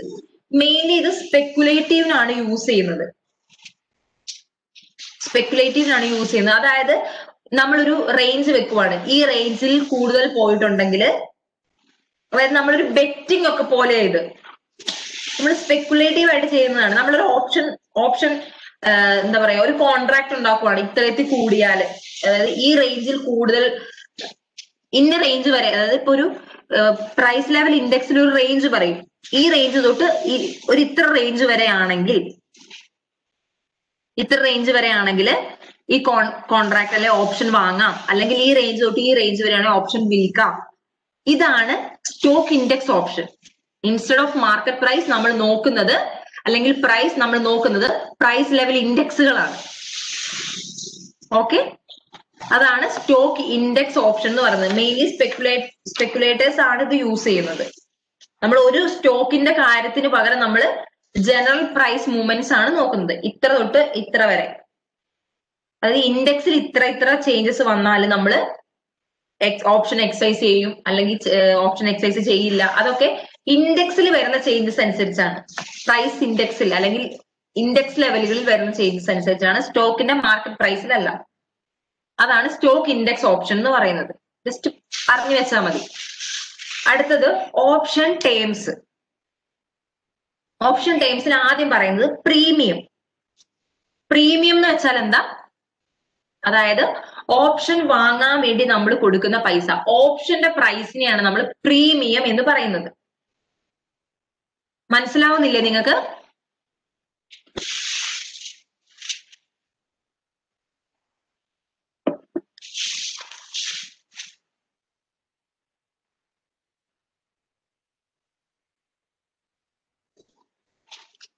ഓക്കെ, പ്രീമിയം എന്ന് പറഞ്ഞിട്ടുണ്ടെങ്കിൽ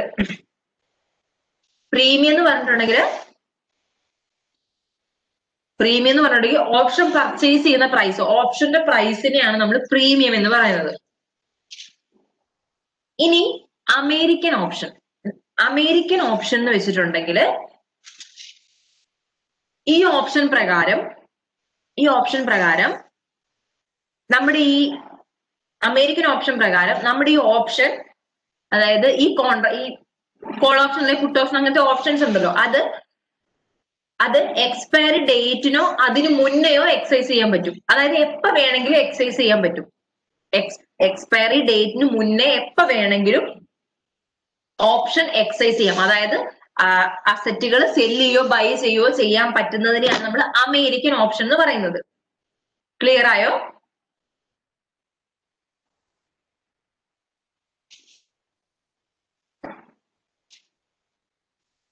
അമേരിക്കൻ ഓപ്ഷൻ. ഇനി യൂറോപ്യൻ ഓപ്ഷൻ എന്ന് വെച്ചിട്ടുണ്ടെങ്കിൽ, അതായത് നമുക്ക് ആ മെച്യൂരിറ്റി ഡേറ്റിൽ മാത്രമേ വാങ്ങാനും വിൽക്കാനും പറ്റുള്ളൂ.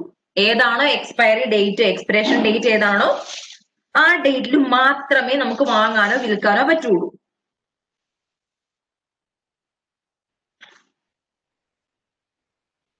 ക്ലിയർ ആണോ?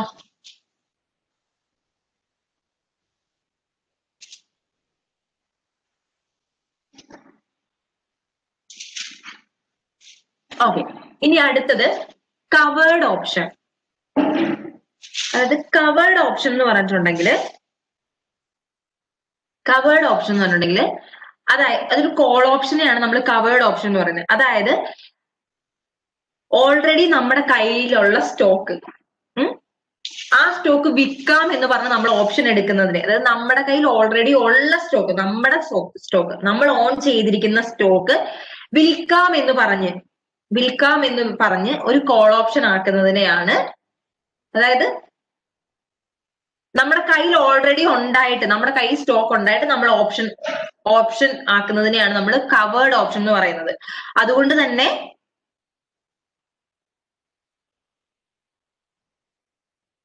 തന്നെ ഇതിന്റെ ഒരു പ്രത്യേകത എന്ന് പറഞ്ഞിട്ടുണ്ടെങ്കിൽ,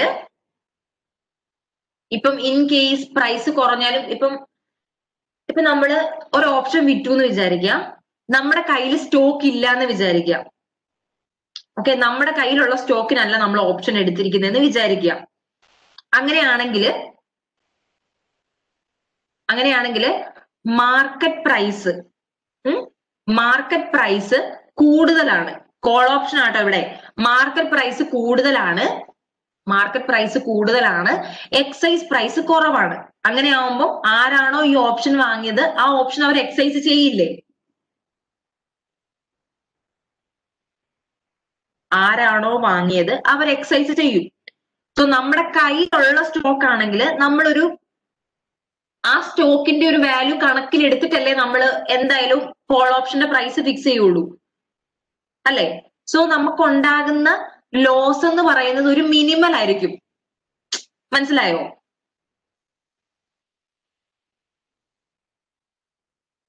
അതായത് ഇപ്പൊ നമ്മുടെ കയ്യിൽ ഓൾറെഡി സ്റ്റോക്ക് ഉണ്ട്. സ്റ്റോക്ക് ഉണ്ടായിട്ട് ആ സ്റ്റോക്കിൽ നമ്മളൊരു കോൾ ഓപ്ഷൻ വിൽക്കുവാണ്. അതായത് കോൾ ഓപ്ഷൻ വിൽക്കുന്നതെന്ന് വെച്ചാൽ ആരാണോ കോൾ ഓപ്ഷൻ വാങ്ങുന്നത് അവരത് വാങ്ങിക്കോളാം എന്ന് പറയാണ്, അല്ലെ? സെക്യൂരിറ്റി വാങ്ങിക്കോളാം എന്ന് പറയാണ്. നമ്മൾ കോൾ ഓപ്ഷൻ വിൽക്കുവാണ് കേട്ടോ. അപ്പൊ നമ്മൾ കോൾ ഓപ്ഷൻ വിൽക്കുമ്പോൾ നമുക്കൊരു ഓപ്ഷൻ പ്രൈസ് കിട്ടും, ഓപ്ഷൻ പ്രീമിയം കിട്ടും. പിന്നെ ഇൻ കേസ് ഈ ഓപ്ഷൻ എക്സൈസ് ചെയ്താല് നമുക്ക് ഓപ്ഷൻ പ്രീമിയവും കിട്ടും. പിന്നെ ഇപ്പം 10ഉം 15ഉം ആണെങ്കിലും 10 രൂപയെങ്കിലും നമുക്ക് കിട്ടും. 5 രൂപ ലോസ് വരും, എന്നാലും ലോസ് എന്ന് പറയുന്നത് കുറവായിരിക്കില്ലേ? അതായത് നമുക്ക് ഓൾറെഡി ഓപ്ഷൻ പ്രീമിയവും കൂടെ കിട്ടുമല്ലോ, അതുകൊണ്ട് തന്നെ നമുക്ക് ഉണ്ടാകുന്ന ലോസ് എന്ന് പറയുന്നത് കുറവായിരിക്കില്ലേ? നമ്മുടെ കയ്യിൽ തന്നെയുള്ള സെക്യൂരിറ്റി അല്ലേ, നമ്മുടെ കയ്യിൽ നിന്ന് വേറെ പൈസയൊന്നും പോകുന്നില്ലല്ലോ. മനസ്സിലായോ? എക്സാമ്പിൾ പറയണോ? എക്സാമ്പിൾ ഇട്ട് പറയണോ? ഓക്കെ.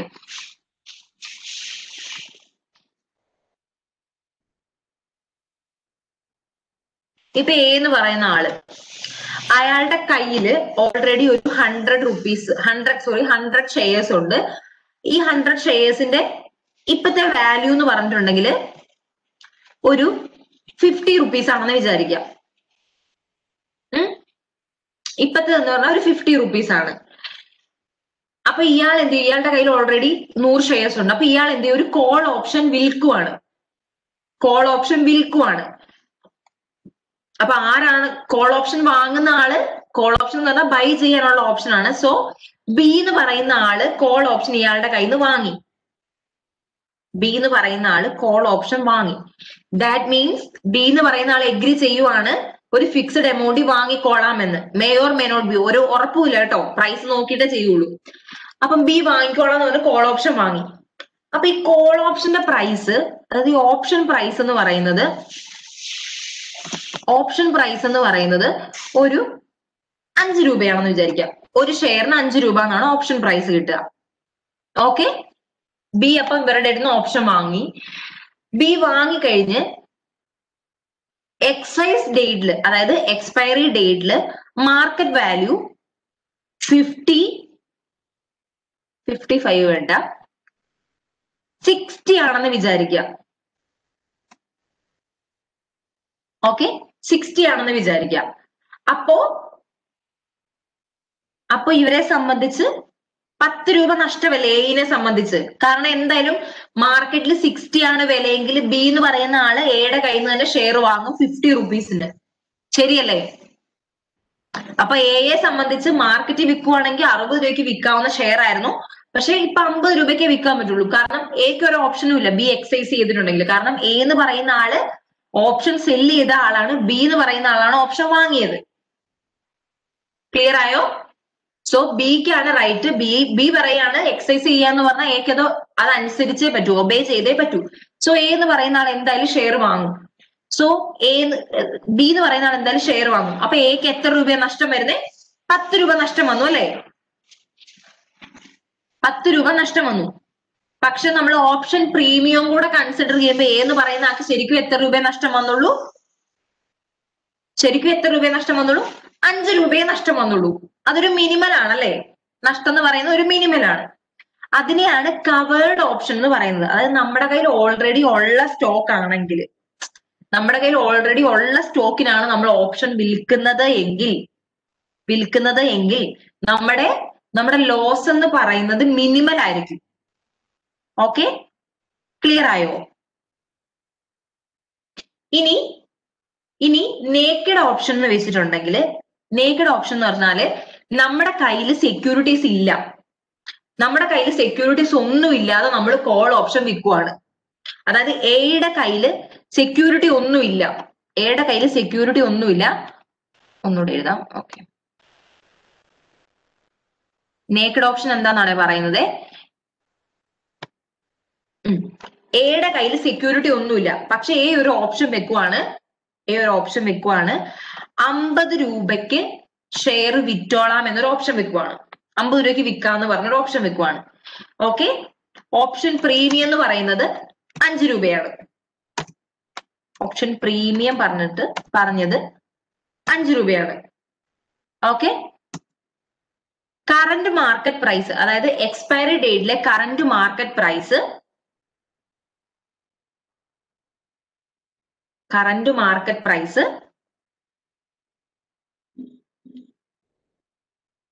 60 ആണ്.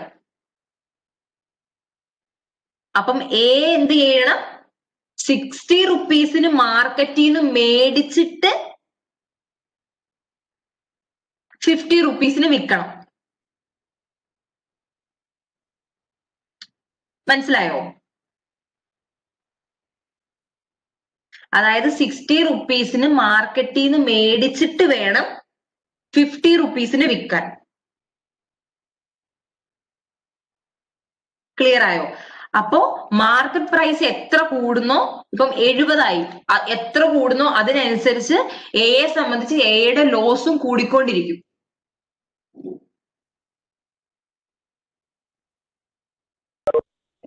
ക്ലിയർ ആയോ?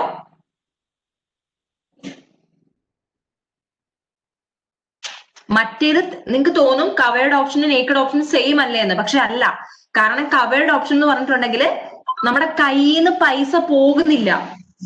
മനസ്സിലായോ? ഇപ്പൊ 50-60 ആണെങ്കിൽ നമ്മുടെ കയ്യിൽ പൈസ പോകുന്നില്ല, കാരണം നമ്മുടെ ഓൾറെഡി ഉള്ള സ്റ്റോക്ക് ആണ്. പക്ഷെ നേക്കഡ് ഓപ്ഷൻ വരുമ്പോൾ നമ്മൾ 60 രൂപ കൊടുത്ത് മേടിച്ചിട്ട്, പൈസ കൊടുത്ത് മേടിച്ചിട്ട് വേണം നമുക്ക് വിൽക്കാൻ. മനസ്സിലായോ? അതാണ് ഡിഫറൻസ്.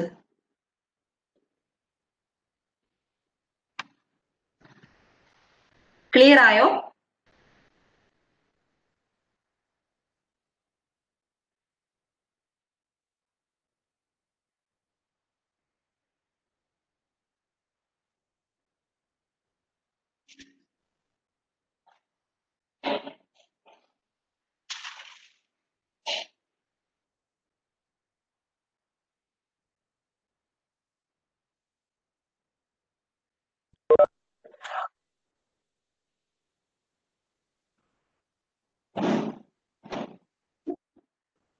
ക്ലിയർ ആയോ എല്ലാവർക്കും?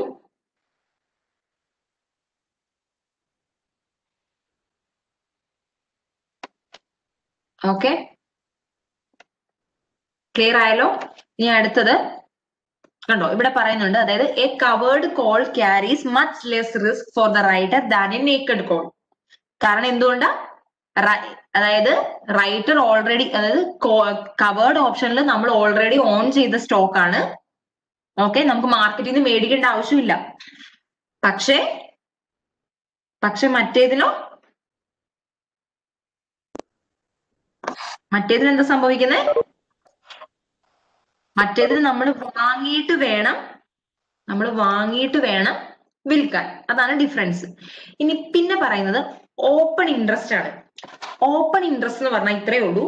അതായത് ഓരോ ടൈപ്പ് ഓഫ് ഓപ്ഷൻ കോൺട്രാക്റ്റിലും, അതായത് ഓരോ ടൈപ്പ് ഓഫ് അസറ്റിനും എത്ര കോൺട്രാക്റ്റുകൾ ഉണ്ടെന്ന്, അതായത് ഇപ്പം എന്താ പറയാ, ഒരു പെർട്ടിക്കുലർ കൈൻഡ് ഓഫ് അസറ്റ് അല്ലെങ്കിൽ ഒരു പെർട്ടിക്കുലർ കൈൻഡ് ഓഫ് സ്റ്റോക്ക്, ആ സ്റ്റോക്ക് അതേപോലത്തെ സ്റ്റോക്കിന് ഇപ്പൊ നിലവിൽ എത്ര ഓപ്ഷൻ കോൺട്രാക്റ്റുകൾ നടത്തുന്നുണ്ടെന്ന് അറിയിക്കുക. അതായത് നമ്മൾ ഓപ്പൺ ആയിട്ട് അതിന്റെ ഡീറ്റെയിൽസ് ഒക്കെ ഓപ്പൺ ആക്കുക. അങ്ങനെയുള്ള സമയത്ത് നമുക്ക് എന്ത് ചെയ്യാൻ പറ്റും? ഏറ്റവും കൂടുതൽ ഇൻട്രസ്റ്റ് ഏതിനാണോ, അതായത് ഏറ്റവും കൂടുതൽ ആൾക്കാർ വാങ്ങുന്ന ഓപ്ഷൻ കോൺട്രാക്ട് ഏതാണോ അതിന് ഫ്യൂച്ചറിൽ പ്രൈസ് കൂടുമായിരിക്കുമെന്ന് നമുക്ക് മനസ്സിലാക്കാൻ പറ്റില്ലേ? അത് ട്രെൻഡ്സ് നോക്കി നമുക്ക് മനസ്സിലാക്കാൻ പറ്റില്ലേ? കൂടുതൽ ആൾക്കാർ അത് വാങ്ങണമെങ്കിൽ അത് ഫ്യൂച്ചറിൽ പ്രൈസ് കൂടുന്നത് കൊണ്ടായിരിക്കാം. അങ്ങനെ നമുക്ക് മനസ്സിലാക്കാൻ പറ്റില്ല. അങ്ങനെ തീരുമാനിച്ച, അതായത് ഇപ്പം ആരും അധികം വാങ്ങുന്നില്ല എങ്കിൽ അതിന്റെ അർത്ഥം മിക്കവാറും അതിന്റെ ട്രെൻഡ് അനുസരിച്ച് അതിന്റെ പ്രൈസ് കുറയാനാണ് സാധ്യത. ഓക്കെ, അതാണ് ഓപ്പൺ ഇൻട്രസ്റ്റ്. അതായത് ഒരു പെർട്ടിക്കുലർ അസറ്റിലുള്ള എത്ര number of option contract outstanding ആണെന്ന് കാണിക്കുന്നു. അതിനെയാണ് ഓപ്പൺ ഇൻട്രസ്റ്റ് എന്ന് പറയുന്നത്. ക്ലിയർ ആയോ?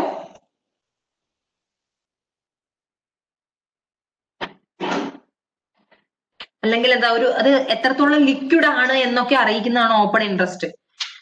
പെട്ടെന്ന് ഓപ്ഷൻ കോൺട്രാക്ട് എത്ര പെട്ടെന്ന് ഈ ഓപ്ഷൻ കോൺട്രാക്ട് സെല് ചെയ്യാൻ പറ്റും. കൂടുതൽ ആൾക്കാർ വാങ്ങുന്നുണ്ടെങ്കിൽ അതിന്റെ അർത്ഥം നമുക്ക് പെട്ടെന്ന് സെല് ചെയ്ത് കളയാൻ പറ്റുന്നതായിരിക്കും. അങ്ങനെയൊക്കെ അങ്ങനെയൊക്കെ നോക്കുന്നതിനെയാണ് നമ്മൾ ഓപ്പൺ ഇൻട്രസ്റ്റ് എന്ന് പറയുന്നത്. ഇനി പ്രോഗ്രാം ട്രേഡിങ്. അതായത് പ്രോഗ്രാം ട്രേഡിംഗ് എന്ന് വെച്ചിട്ടുണ്ടെങ്കിൽ കൂടുതലും ഇത് ഈ സ്പെക്കുലേറ്റേഴ്സ് ഒക്കെ വാങ്ങുന്നതാണ്. അതായത് ഇപ്പൊ ഒരു മാർക്കറ്റിൽ നിന്ന് ഒരു ഓപ്ഷൻ വാങ്ങും, അതേ പ്രൈസിൽ വേറൊരു മാർക്കറ്റിൽ കൊണ്ട് അത് സെല് ചെയ്യും.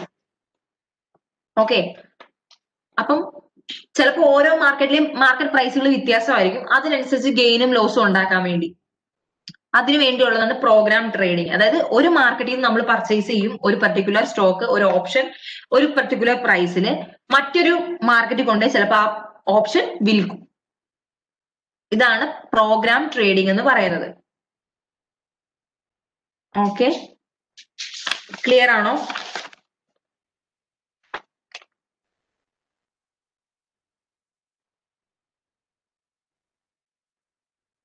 ഓക്കെ, ഇനി സ്ട്രൈക്ക് പ്രൈസ്. പറഞ്ഞ കാര്യങ്ങൾ തന്നെയാണ് പറയണത്. സ്ട്രൈക്ക് പ്രൈസ് എന്ന് പറഞ്ഞിട്ടുണ്ടെങ്കിൽ എന്താ?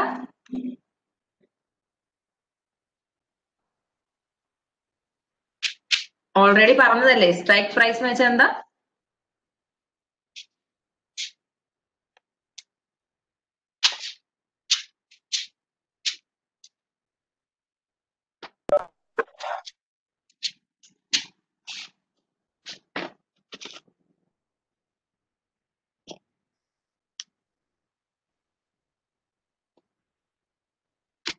യെസ്, സ്ട്രൈക്ക് പ്രൈസ് എന്ന് പറഞ്ഞാൽ നമ്മൾ എക്സൈസ് ചെയ്യുന്ന പ്രൈസ്. ഏത് പ്രൈസിലാണോ നമ്മൾ അസറ്റ് വാങ്ങുകയും വിൽക്കുകയും ചെയ്യുന്ന അതിനെയാണ് സ്ട്രൈക്ക് പ്രൈസ് എന്ന് പറയുന്നത്. സെയിം കാര്യങ്ങൾ തന്നെ പറയുന്നത്. എപ്പോഴാണ് call option in the money ആകുന്നത്? ഇനി നിങ്ങൾ പറയട്ടോ, എപ്പോഴാണ് ഒരു call option in the money ആകുന്നത്? ഇൻ ദ മണി എന്ന് പറയുന്നത് എപ്പോഴാണ്?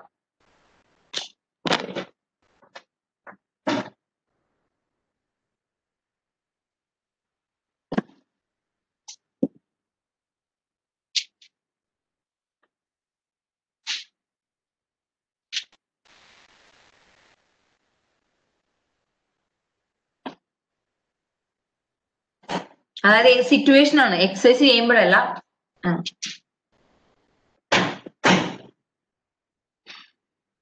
യെസ്, അതായത് മാർക്കറ്റ് പ്രൈസ് കൂടുതലും എക്സൈസ് പ്രൈസ് കുറവുമാകുമ്പോഴാണ് call option in the money ആകുന്നത്. ഓക്കെ, അറ്റ് ദ മണി ആകുന്നത് എപ്പോഴാ?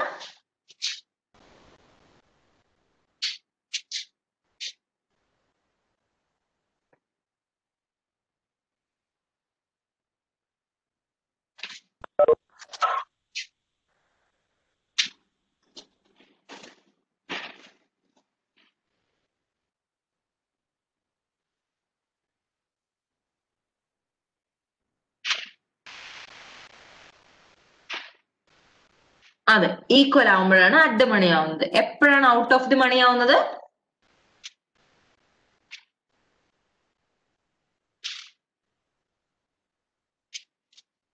ഇവര് കണ്ടോ, ഒരു പടമൊക്കെ വരച്ച് ഇവിടെ എക്സാമ്പിളും പറയുന്നുണ്ട്. അതായത് the market price of XYZ is 32 and the XYZ is 30. അതായത് ഓപ്ഷൻ എമൗണ്ട് 30 ആണ്, മാർക്കറ്റ് പ്രൈസ് 32 ആണ്. ദാറ്റ് മീൻസ് ഓപ്ഷൻ എന്ന് പറയുന്നത് ഏതാ? ഓപ്ഷൻ എന്ന് പറയുന്നത് ഇൻ ദ മണിയാണ്. കാരണം കോൾ ഓപ്ഷൻ പ്രൈസ് 30 ആണ്, അതായത് എക്സൈസ് പ്രൈസ് 30 ആണ്, മാർക്കറ്റ് പ്രൈസ് 32 ആണ്. സോ കോൾ ഓപ്ഷൻ ആണ്. അതുകൊണ്ട് തന്നെ നമ്മൾ ഈ ഓപ്ഷൻ എക്സൈസ് ചെയ്യും അല്ലേ? എക്സൈസ് ചെയ്യും. സോ ഇത് ഇൻ ദ മണിയാണ്. ഇനി if the market price of X Y Z were 28, the X Y Z അതായത് കോൾ മണി എന്ന് പറയുന്നത് കോൾ ഓപ്ഷനിൽ വരുന്ന പ്രൈസ് എന്ന് പറയുന്നത് 30 ആണ്. സോ ഇത് എക്സസൈസ് ചെയ്യുവോ?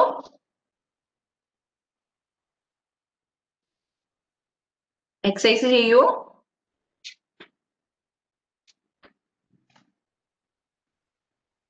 യെസ്, എക്സസൈസ് ചെയ്യത്തില്ല. അപ്പോ അത് ഔട്ട് ഓഫ് ദി മണി ആയി. ഇനി പുട്ട് ഓപ്ഷന്റെ കാര്യം പറഞ്ഞാൽ എങ്ങനെയാ?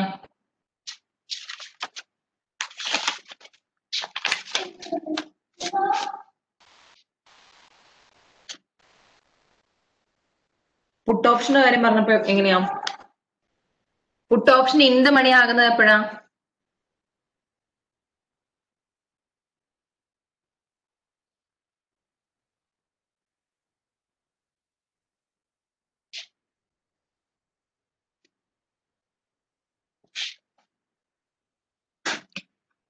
Put option in the money ആവുന്നത് മാർക്കറ്റ് പ്രൈസ് കുറവും എക്സൈസ് പ്രൈസ് കൂടുതലും ആകുമ്പോഴാണ് ഇൻ ദി മണി ആവുന്നത്. അറ്റ് ദി മണി ആവുന്നത് സെയിം ആകുമ്പോ. Okay, out of the money ആവുന്നത് എപ്പോഴാ? യെസ്, മാർക്കറ്റ് പ്രൈസ് കൂടുതലാവുമ്പോ. ഇനി എക്സിറ്റിംഗ് ആൻഡ് ഓപ്ഷൻ പൊസിഷൻ. അതായത് നമ്മള് ഒരു ഓപ്ഷൻ വാങ്ങിയെന്ന് വിചാരിക്കാം. ഓപ്ഷൻ വാങ്ങിക്കഴിഞ്ഞ് നമ്മൾ എങ്ങനെയാണ് ഓപ്ഷൻ നിർത്തി പോകുന്നതെന്ന്, അതായത് നിർത്തിയിട്ട് എങ്ങനെ പോകാമെന്ന്, അല്ലെങ്കിൽ എപ്പോഴാണ്, ചിലപ്പം പ്രോഫിറ്റോ ലോസോ ആയിരിക്കും, അത് കുഴപ്പമില്ല. എന്നാൽ പോലും ഈ ഓപ്ഷൻ എങ്ങനെയാണ് നമ്മൾ ഈ ഓപ്ഷനിൽ നിന്ന് എക്സിറ്റ് ചെയ്യുന്നതെന്നാണ് പറയുന്നത്. ഒന്നാമത്തത് എക്സൈസിങ് ദ ഓപ്ഷൻ, അതായത് ഓപ്ഷൻ എക്സൈസ് ചെയ്തുകൊണ്ട് നമുക്ക് ഈ ഓപ്ഷൻ കംപ്ലീറ്റ് ചെയ്ത് പൂർത്തിയാക്കി എക്സിറ്റ് ചെയ്യാൻ പറ്റും. ഓക്കെ, ആദ്യത്തേന്ന് പറഞ്ഞാല് നമ്മൾ ഓപ്ഷൻ അതായത് എക്സ്പയറി ഡേറ്റിനുള്ളിൽ അത് പർച്ചേസ് ചെയ്യുകയോ അല്ലെങ്കിൽ സെയിൽ ചെയ്യുകയോ ചെയ്ത്, ഓപ്ഷൻ പ്രൈസിൽ പർച്ചേസ് ചെയ്യുകയോ സെയിൽ ചെയ്യുകയോ ചെയ്ത് ആ ഓപ്ഷൻ കംപ്ലീറ്റ് ചെയ്ത് കഴിയുമ്പോൾ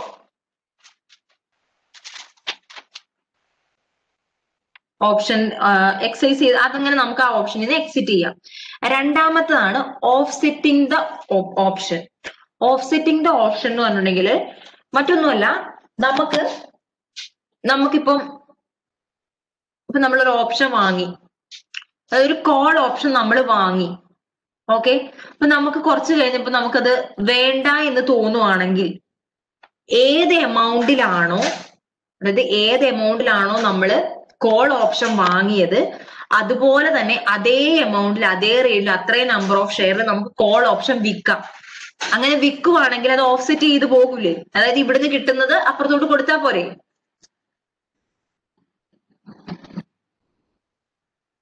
അതാണ് ഓഫ്സെറ്റിംഗ് ദ ഓപ്ഷൻ എന്ന് ഉദ്ദേശിക്കുന്നത്.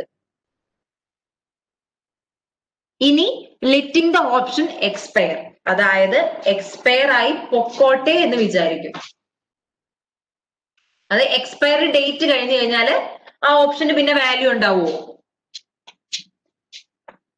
ആ ഓപ്ഷന് പിന്നെ വാല്യൂ ഉണ്ടാവില്ല. ഒരു ഡേറ്റ് ഉണ്ടാവും, ആ ഡേറ്റിനുള്ളിൽ മാത്രമേ അത് എക്സൈസ് ചെയ്യാൻ പറ്റൂ. ഇഫ് അത് കഴിഞ്ഞിട്ടുണ്ടെങ്കിൽ പിന്നെ അത് പറ്റില്ല. Okay, so letting the option expire. ഇങ്ങനെ മൂന്ന് ഓപ്ഷൻ ആണ് നമുക്കുള്ളത്. അതായത് എക്സിറ്റ് ചെയ്യാന് 3 ടൈപ്പ് കാര്യങ്ങൾ. ഒന്ന് എക്സൈസ് ചെയ്യാം, 2 ഓപ്ഷൻ ഓഫ്സെറ്റ് ചെയ്യാം, മൂന്നാമത്തത് ഓപ്ഷൻ എക്സ്പയർ ആകുന്നവരെ വെയിറ്റ് ചെയ്യാം. ഓക്കെ, ഇനി ഇമ്പോർട്ടന്റ് ആയ ഒരു കാര്യം എന്ന് പറഞ്ഞിട്ടുണ്ടെങ്കിൽ നമ്മൾ ഓപ്ഷൻ എക്സ്പയർ ആകുന്നവരെ, അതായത് എക്സ്പയർ ആയി എന്ന് വിചാരിക്കാം, അതായത് നമ്മൾ ഓപ്ഷൻ എക്സൈസ് ചെയ്തില്ല എന്ന് വിചാരിക്കാം. ഓപ്ഷൻ എക്സൈസ് ചെയ്തില്ല എങ്കിൽ ഓപ്ഷൻ പ്രീമിയം തിരിച്ചു കിട്ടത്തില്ല. മനസ്സിലായോ? ഓപ്ഷൻ പ്രീമിയം തിരിച്ചു കിട്ടുന്ന സാധനമല്ല, നോൺ റീഫണ്ടബിൾ ആണ്. ഓപ്ഷൻ എക്സ്പയർ ആയി പോയാൽ ഓപ്ഷൻ പ്രീമിയം എന്ന് പറയുന്നത് നോൺ റീഫണ്ടബിൾ ആണ്. അതുകൊണ്ട് തന്നെ ആരാണോ ഓപ്ഷൻ വിൽക്കുന്നത് അവർക്ക് എക്സ്പയർ ആകുന്നതിനോട് താല്പര്യമായിരിക്കും. മനസ്സിലായോ?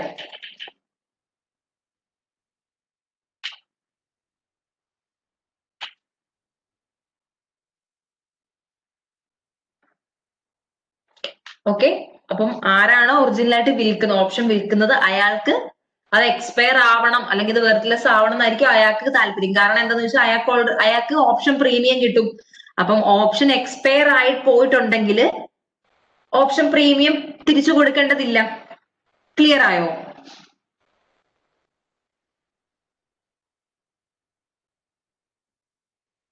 ഓക്കെ, ഇനി ഓപ്ഷൻ, അതായത് ടോട്ടൽ ഓപ്ഷൻ പ്രീമിയത്തിന്റെ ഒരു ഇക്വേഷനാണ് തന്നിരിക്കുന്നത്. ടോട്ടൽ ഓപ്ഷൻ പ്രീമിയം എന്ന് പറഞ്ഞിട്ടുണ്ടെങ്കിൽ, അതായത് നമ്മൾ ഓപ്ഷന്റെ പ്രൈസ് എത്രയാന്നുള്ളത് പ്രൈസ് നോക്കുന്നത് intrinsic value plus extrinsic value. Extrinsic value എന്ന് വെച്ചിട്ടുണ്ടെങ്കിൽ ടൈം വാല്യൂ എന്നാണ് പറയുന്നത്. സോ അത് കണ്ടുപിടിക്കാനുള്ള ഒരു ഫോർമുലയാണ് total option premium equal to intrinsic value plus extrinsic value. So extrinsic value എങ്ങനെ കണ്ടുപിടിക്കാം? Intrinsic value minus option premium, അല്ലെ option premium minus intrinsic value ചെയ്ത് കഴിഞ്ഞിട്ടുണ്ടെങ്കിൽ നമുക്ക് എക്സ്ട്രിൻസിക് വാല്യൂ കണ്ടുപിടിക്കാം. ഓക്കെ, ഇത് ഓരോ ടൈമും ഓരോ കാര്യങ്ങളും നമ്മൾ എന്താന്ന് പറഞ്ഞതല്ലേ. ഓപ്ഷൻ പ്രീമിയം എന്താന്ന്, ഇൻട്രിൻസിക് വാല്യൂ എന്താന്നും പറഞ്ഞു. ഇനി എക്സ്ട്രിൻസിക് വാല്യൂ എന്ന് പറഞ്ഞിട്ടുണ്ടെങ്കിൽ ഇൻട്രിൻസിക് വാല്യൂവിനെ കുറിച്ച് അവർ ഒന്നും കൂടെ പറയുന്നുണ്ട്. അതായത് സെയിം കാര്യം തന്നെയാണ് ഇൻട്രിൻസിക് വാല്യൂ വരുന്നത്. ഓപ്ഷനില് ഇൻ ദ മണി ആകുമ്പോഴാണ് നമുക്ക് ഇൻട്രിൻസിക് വാല്യൂ വരുന്നത് നമ്മൾ പറഞ്ഞു, ശരിയല്ലേ?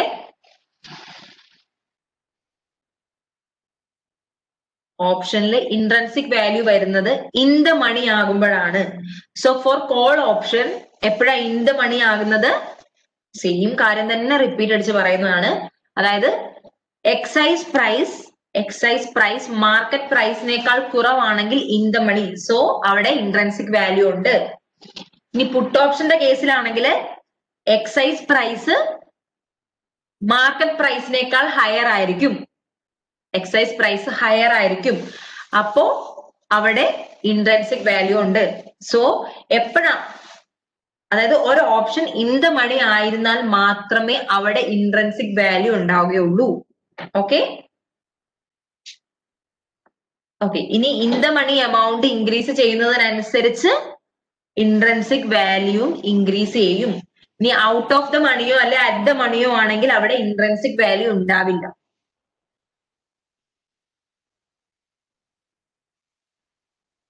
ഓക്കെ, ക്ലിയർ ആണോ?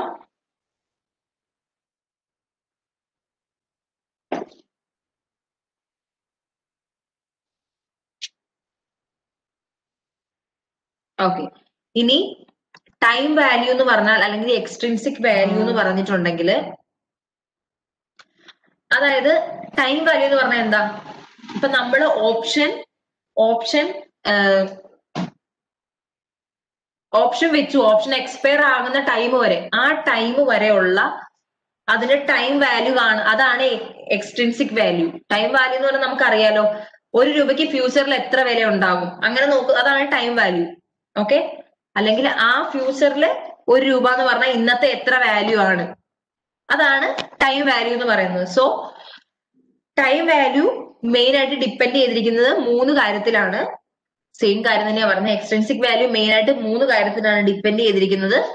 ഒന്നാമത്തത് time left to the expiration, അതായത് കൂടുതൽ, ഇപ്പം ഒരു ഓപ്ഷൻ മെയ്യില് എക്സ്പയർ ആകുന്ന ഒരു ഓപ്ഷനും ഉണ്ട്, ഓഗസ്റ്റിൽ എക്സ്പയർ ആകുന്ന ഒരു ഓപ്ഷനും ഉണ്ട്. ഏത് ഓപ്ഷനെ ആയിരിക്കും കൂടുതൽ time value of money affect ചെയ്യുന്നത്?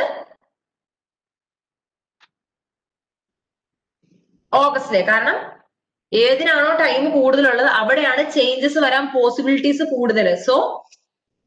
സോ ടൈം വാല്യൂ കൂടുതൽ അഫക്ട് ചെയ്യുന്നത് ലോങ്ങർ പീരീഡിൽ ഉള്ളതായിരിക്കും. ടൈം വാല്യൂ ഓഫ് മണി എന്ന് പറയുന്നത്, എക്സ്ട്രിൻസിക് വാല്യൂ കൂടുതൽ അഫക്ട് ചെയ്യുന്നത് കൂടിയ ടൈമിലുള്ളതിനായിരിക്കും. ടൈം വാല്യൂ ഓഫ് മണി നമ്മൾ നേരത്തെ പറഞ്ഞ കാര്യം തന്നെയാണ്. അതായത് ഫ്യൂച്ചറിൽ 1 രൂപ എന്ന് പറഞ്ഞാൽ ഇപ്പൊ എത്ര രൂപ വാല്യൂ ഉണ്ടാവും എന്ന് കണ്ടുപിടിക്കുന്നത്. ഇനി price volatility of the associated common stock, അതായത് പ്രൈസ് ഫ്യൂച്ചറിൽ കൂടുന്നതിനനുസരിച്ച്, അതായത് കൂടുമെന്ന് ഉറപ്പുള്ള ഒരു സെക്യൂരിറ്റി ആണെങ്കിൽ ഓപ്ഷന്റെ പ്രൈസും അതിനനുസരിച്ചായിരിക്കും ഫിക്സ് ചെയ്യുന്നത്. അല്ലെങ്കിൽ ആ ടൈമിലേക്കുള്ള മാർക്കറ്റ് പ്രൈസുകളൊക്കെ അതായത് അതിന്റെ പോസിബിലിറ്റിനെ അനുസരിച്ചായിരിക്കും. അല്ലെ? ആ ഒരു പെർട്ടിക്കുലർ പ്രൊഡക്റ്റിന്റെ ക്വാളിറ്റി അല്ലെങ്കിൽ അതിന്റെ ഒരു ഫ്യൂച്ചറിലെ ഇൻട്രസ്റ്റ് റേറ്റ് അതൊക്കെ നോക്കിയിട്ടായിരിക്കും അതിന്റെ ഫ്യൂച്ചറിലെ പ്രൈസ് ഡിസൈഡ് ചെയ്യുന്നത്. സോ ഫ്യൂച്ചറിൽ ഓപ്ഷൻ പ്രൈസ് മാറുമെന്ന് നമുക്ക് മുൻകൂട്ടി അറിയാവുന്ന ഒരു കാര്യമാണെങ്കിൽ അത് നമ്മുടെ എക്സ്ട്രിൻസിക് വാല്യൂനെയും അഫക്ട് ചെയ്യും. ഓക്കെ, സോ ഈ 3 കാര്യമാണ് ഇവിടെ പറയുന്നത്. ഇനി ഇവിടെ 2 കാര്യമുള്ളൂ. ഒന്ന് പ്രൊട്ടക്റ്റീവ് ഫുഡ് പർച്ചേസും പ്രൊട്ടക്റ്റീവ് കോൾ പർച്ചേസും. അത് ഞാൻ നാളെ പറഞ്ഞുതരാം. ഒരു 2-3 കാര്യമുള്ളൂ, അത് ഞാൻ നാളെ പറഞ്ഞുതരാം. ഇപ്പൊ ഈ എടുത്ത് ഇതുവരെ ക്ലിയർ ആണോ?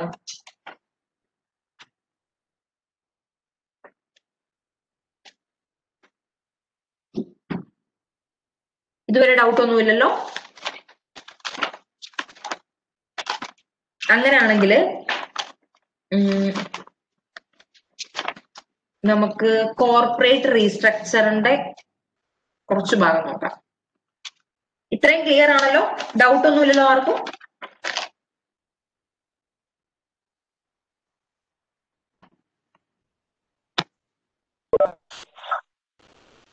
ഇത്രയും പോർഷൻ ക്ലിയർ ആണല്ലോ? സോ കോർപ്പറേറ്റ് റീസ്ട്രക്ചർ നോക്കാം.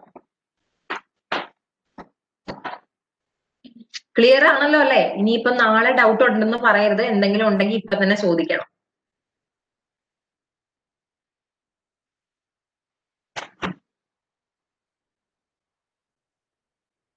എന്തെങ്കിലും ഡൗട്ട് ഉണ്ടോ?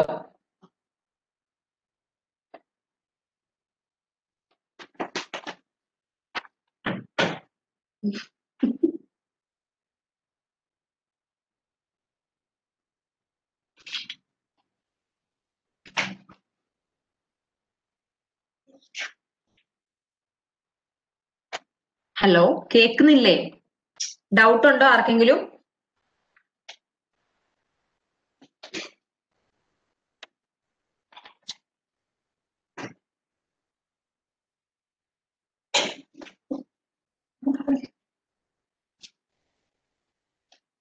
എങ്കിൽ നമുക്ക് കോർപ്പറേറ്റ് റീസ്ട്രക്ചറിന്റെ പോർഷൻ കൂടെ നോക്കാം.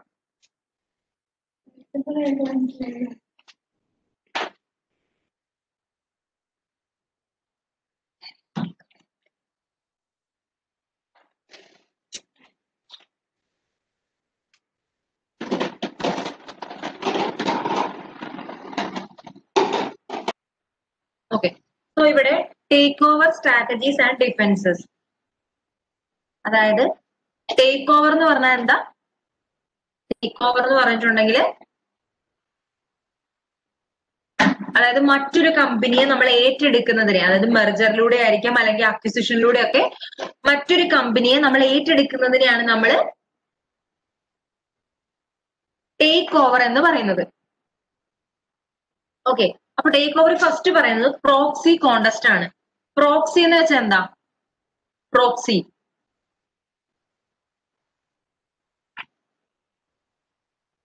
നിങ്ങൾക്ക് ഇത് എന്താണ് ജസ്റ്റ് സിമ്പിൾ ആയിട്ട് പറഞ്ഞു തന്നാ പോരെ? അത് ലൈൻ ബൈ ലൈൻ ആയിട്ടല്ലല്ലോ, ജസ്റ്റ് ഒരു എന്താണ് ഇതിന്റെ എന്താണെന്ന് മാത്രം പറഞ്ഞു തന്നാ പോരെ? പ്രോക്സി കോണ്ടസ്റ്റ് എന്ന് വെച്ചാൽ എന്താണ്? അങ്ങനെ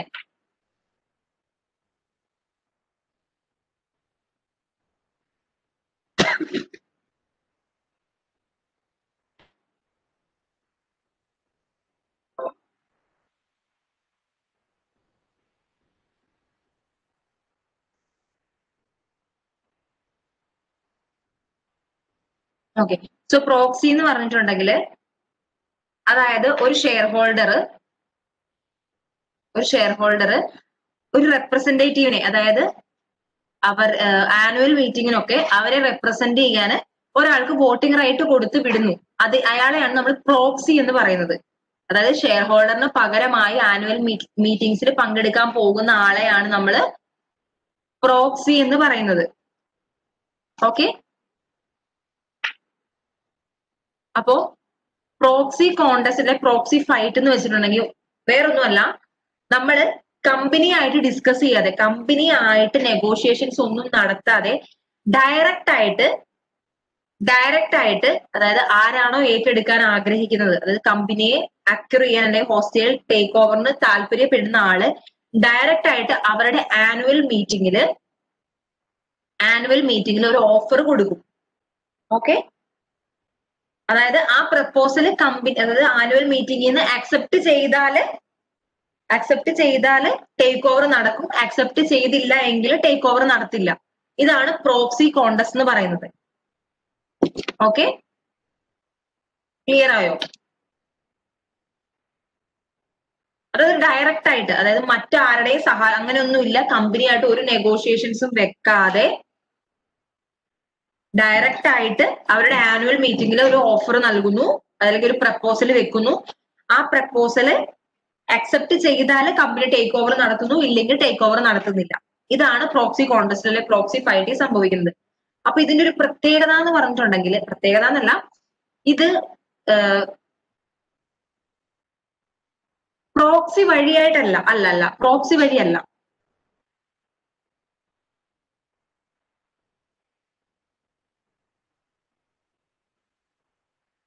പ്രോക്സി വഴിയല്ല, പക്ഷേ പ്രോക്സി വഴിയായിട്ടല്ല. പക്ഷെ ഇവര് ഇതിനു മുന്നേ തന്നെ പ്രോക്സി, പിന്നെ ഒരു പ്രത്യേകത എന്ന് പറഞ്ഞിട്ടുണ്ടെങ്കിൽ നമ്മളെ ഇത് കൊടുക്കുന്നതിന് മുന്നേ, അതായത് ഈ ഓഫർ കൊടുക്കുന്നതിന് മുന്നേ നമ്മൾ SCC ആയിട്ട് ഒരു പ്രോക്സി സ്റ്റേറ്റ്മെന്റ് രജിസ്റ്റർ ചെയ്യാനുണ്ട്. ഓക്കെ, ഇത് വർക്ക്ഔട്ട് ആവാൻ സാധ്യത കുറവാണെന്ന് പറയാനുള്ള ഒരു കാരണം, ഓൾറെഡി കമ്പനി, അതായത് ഈ പ്രോക്സി സ്റ്റേറ്റ്മെന്റ് നമ്മൾ SCC ആയിട്ട് രജിസ്റ്റർ ചെയ്യാൻ പോകുമ്പോ തന്നെ ആ കമ്പനിയിലുള്ള ആൾക്കാർ അറിയും. അതായത് ഒരു കമ്പനി, ഇനിയൊരു കമ്പനിക്ക് നമ്മുടെ കമ്പനി ടേക്ക് ഓവർ ചെയ്യാൻ താല്പര്യമുണ്ട് എന്ന്. അതുകൊണ്ട് തന്നെ അതാണ് ഇത് സക്സസ് ആവാനുള്ള ചാൻസ് കുറയ്ക്കാനുള്ള ഒരു കാരണം.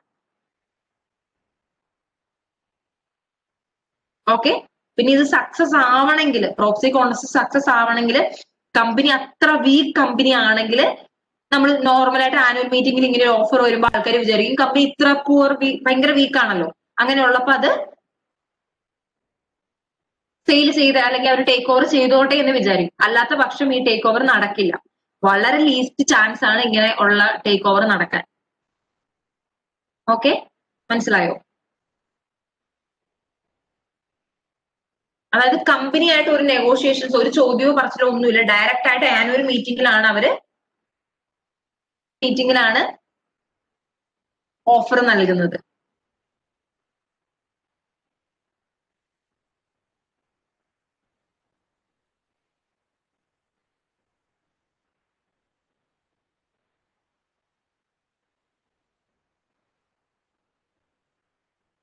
അതായത് പ്രോക്സിക്ക് റോളില്ല, അതായത് പ്രോക്സി എന്ന് അതിനെ പറയാനുള്ള കാരണം, കമ്പനിയായിട്ട് നെഗോഷിയേഷൻസ് നടത്താതെ ഡയറക്റ്റ് ആയിട്ട് പോകുന്നതുകൊണ്ടാണ് പ്രോക്സി എന്ന് പറയുന്നത്, അതിനെ പ്രോക്സി ഫൈറ്റ് എന്ന് പറയുന്നത്.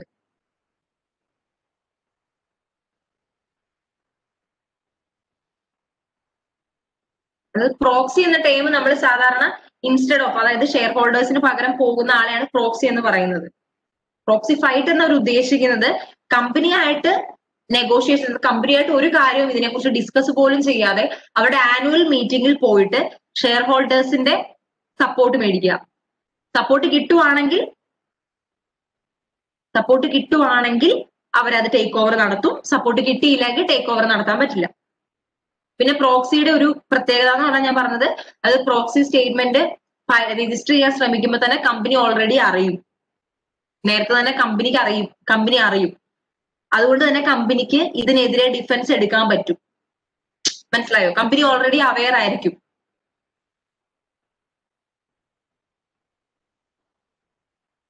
ക്ലിയർ ആയോ?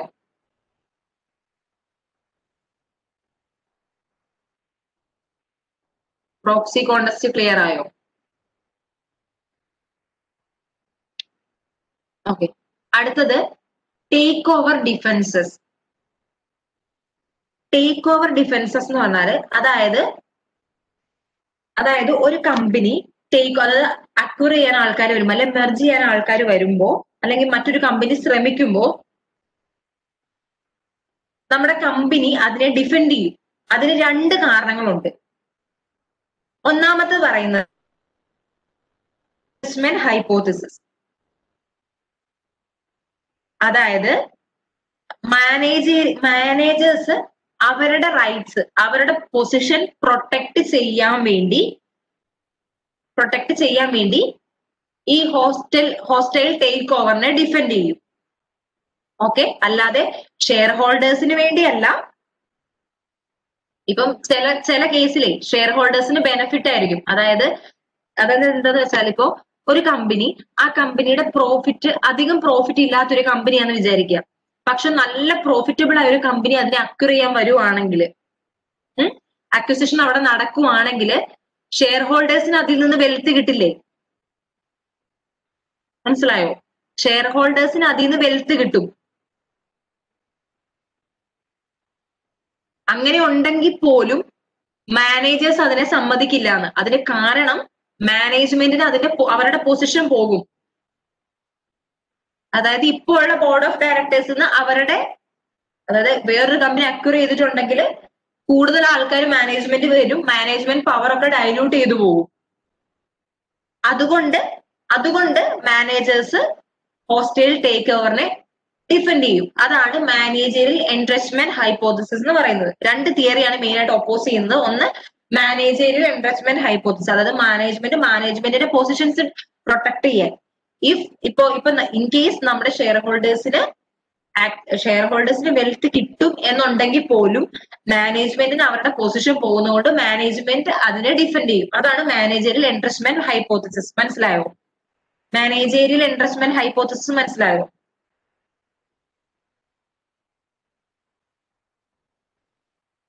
അതായത് ഇനി ഷെയർ ഹോൾഡേഴ്സ് ഇൻട്രസ്റ്റ് ഹൈപ്പോത്തസിസ്.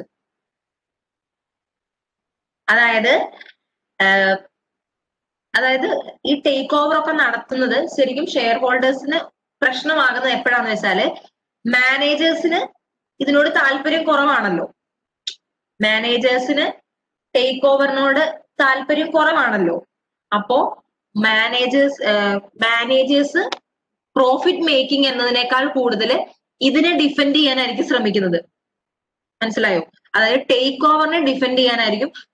കമ്പനിക്ക് പ്രോഫിറ്റ് ഉണ്ടാക്കണം എന്നതിനേക്കാളും അവർ കോൺസെൻട്രേറ്റ് ചെയ്യുന്നത് എന്തിലായിരിക്കും?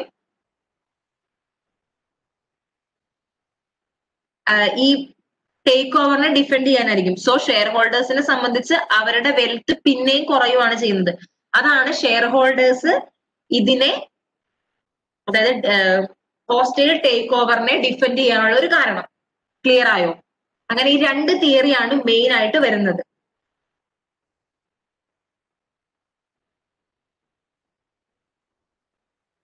ക്ലിയർ ആയോ?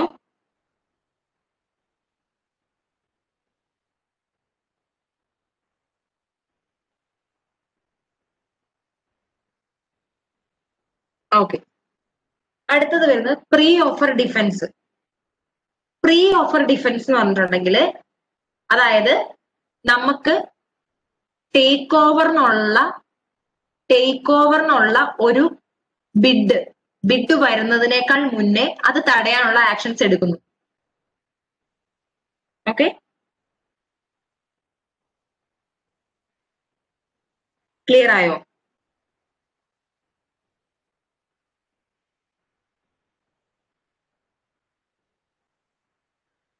ഓക്കെ, അതാണ് പ്രീ ഓഫർ ഡിഫൻസ്. എന്ന് വെച്ചാൽ ഇത്രേ ചെയ്യുള്ളൂ. എന്താ ചെയ്യുന്നതെന്ന് വെച്ചാല് കമ്പനി ഇപ്പൊ ഇങ്ങനെ ഒരു ബിഡ് വരുന്നതിന് മുന്നേ അത് മുൻകൂട്ടി കണ്ട് നമ്മുടെ ചാർട്ടറിലൊക്കെ കുറെ ചേഞ്ചസ്, കമ്പനിയുടെ ചാർട്ടറിലൊക്കെ കുറെ ചേഞ്ചസ് വരുത്തുന്നു.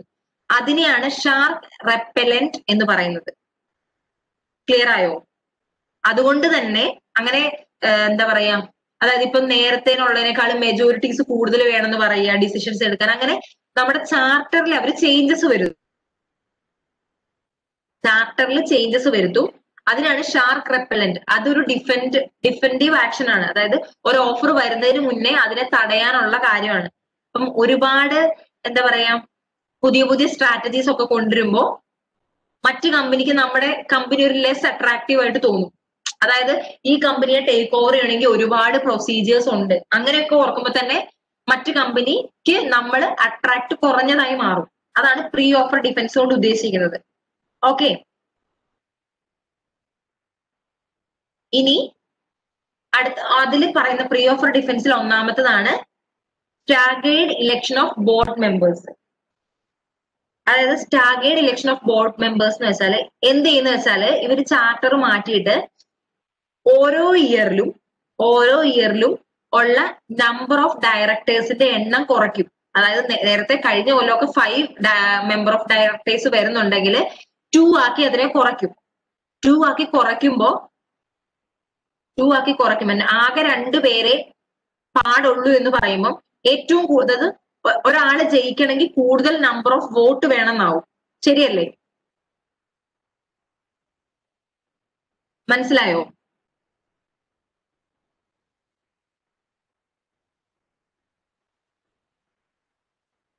അങ്ങനെയുള്ള കേസില് ഈ ടേക്ക് ഓവർ നടത്താൻ ടേക്ക് ഓവർ നടത്താൻ ഉദ്ദേശിക്കുന്ന കമ്പനി, അപ്പം അവരുടെ ഇഷ്ടങ്ങള് സപ്പോർട്ട് ചെയ്യുന്ന ഡയറക്ടർ വരാൻ ഒത്തിരി സമയം എടുക്കും. മനസ്സിലായോ? അതായത് ഇവര് ഡയറക്ടേഴ്സിന്റെ എണ്ണം തന്നെ ഭയങ്കരമായി വെട്ടിച്ചുരുക്കുമ്പോ പുതിയ ഡയറക്ടേഴ്സ് വേണം. അതായത് ഇവരെ സപ്പോർട്ട് ചെയ്യുന്ന ഡയറക്ടേഴ്സ് വരാൻ ഒരുപാട് സമയമെടുക്കും. കാരണം അത്ര നമ്പർ ഓഫ് വോട്ടുകൾ മെജോറിറ്റി ഉണ്ടെങ്കിൽ മാത്രമേ അവര് ഡയറക്ടേഴ്സ് ആയിട്ട് മാറുള്ളൂ. സോ ഇവരെ സപ്പോർട്ട് ചെയ്യുന്നവർ ഡയറക്ടർ ആവാനുള്ള പോസിബിലിറ്റി അവർ കുറച്ചു. അതാണ് staggered election of board members പറയുന്നത്. ഇനി changing the state of incorporation, അതായത്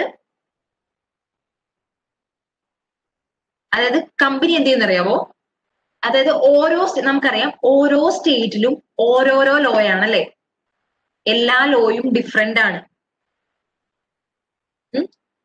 എല്ലാ ലോയും ഡിഫറെന്റ് ആയതുകൊണ്ട് തന്നെ കമ്പനി എന്ത് ചെയ്യും? ഏത് സ്റ്റേറ്റിലെ ലോ ആണോ ഏറ്റവും കൂടുതൽ ഇവർക്ക് ഫ്ലെക്സിബിൾ ആയിട്ട് തോന്നുന്നത്, അതായത് ഇവർക്ക് മാറ്റം വരുത്താൻ പറ്റുന്നത്, അല്ലെങ്കിൽ ഈ എന്താ പറയാ ഈ ടേക്ക് ഓവറിനെ ഡിഫെൻഡ് ചെയ്യാൻ പറ്റുന്നത് ഏത് സ്റ്റേറ്റിലെ ലോ ആണോ അതിലേക്ക് ഇവര് ഇൻകോർപ്പറേറ്റ് ചെയ്യും. അതായത് ഇപ്പൊ കേരളത്തിലാണ് ഇൻകോർപ്പറേറ്റ് ചെയ്തിരിക്കുന്നതെന്ന് വിചാരിക്കുക. കേരളത്തിലെ ലോയേക്കാളും ഭയങ്കര കടുപ്പമാണ് ഇപ്പൊ തമിഴ്നാട്ടിലെ ലോയെ. അതായത് അവര് പറയുന്നത് ഒരുപാട് മെജോറിറ്റി വേണം ടേക്ക് ഓവർ നടത്തണമെങ്കിൽ, അല്ലെങ്കിൽ ഇത്ര എമൗണ്ട് ഓഫ് കഴിഞ്ഞവർക്ക് മാത്രമേ ടേക്ക് ഓവർ നടത്താൻ പറ്റൂ. അങ്ങനെ അവിടുത്തെ ടേക്ക് ഓവറിനെ കുറിച്ചുള്ള സ്ട്രാറ്റജീസ് അല്ലെങ്കിൽ അതിനെക്കുറിച്ചുള്ള ലോ എന്ന് പറയുന്നത് കൂടുതൽ സ്ട്രിക്റ്റ് ആണ് എങ്കിൽ എന്ത് ചെയ്യും? കമ്പനി കേരളം എന്നുള്ള സ്റ്റേറ്റ് ഓഫ് ഇൻകോർപ്പറേഷൻ മാറ്റിയിട്ട് അവര് തമിഴ്നാട്ടിലേക്ക് സ്റ്റേറ്റ് ഓഫ് ഇൻകോർപ്പറേഷൻ ആക്കും. ഓക്കെ, അതാണ് രണ്ടാമത്തത്. ഇനി മൂന്നാമത്തത് super majority merger approval provisions. അതായത് ഈ ഓഫർ അക്സെപ്റ്റ് ചെയ്യണമെങ്കിൽ അതായത് ഇത്രയും കാലം ചിലപ്പം 1/3 മെജോറിറ്റി ഒക്കെ ആണെങ്കിൽ അവരത് 2/3 മെജോറിറ്റി ആക്കി മാറ്റും. അല്ലെങ്കിൽ ടോട്ടൽ ഷെയർ ഹോൾഡേഴ്സിൽ 75% അപ്രൂവ് ചെയ്താൽ മാത്രമേ ഒരു കാര്യം അംഗീകരിക്കൂ, അല്ലെങ്കിൽ അത്രയും വോട്ട് ഉണ്ടെങ്കിൽ മാത്രമേ ഒരു പർട്ടിക്കുലർ കാര്യം നടത്തൂ എന്ന് പറയുന്നു. അങ്ങനെ വരുമ്പോ ഒരു മെർജർ അല്ലെങ്കിൽ അതൊക്കെ വരണമെങ്കിൽ 75% ആൾക്കാർ സമ്മതിച്ചാലേ മെർജർ നടത്തുള്ളൂ എന്ന് വരും. അങ്ങനെ വരുന്നത് ലെസ് അട്രാക്റ്റീവ് ആക്കില്ലേ? അതിനുവേണ്ടി അവര് ക്ലോസ് മാറ്റിയിട്ട് ഇങ്ങനെ എഴുതും. ഇനിയുള്ളത് fair merger price provision. Fair merger price provision എന്ന് വെച്ചിട്ടുണ്ടെങ്കിൽ, അതായത് ഇപ്പോ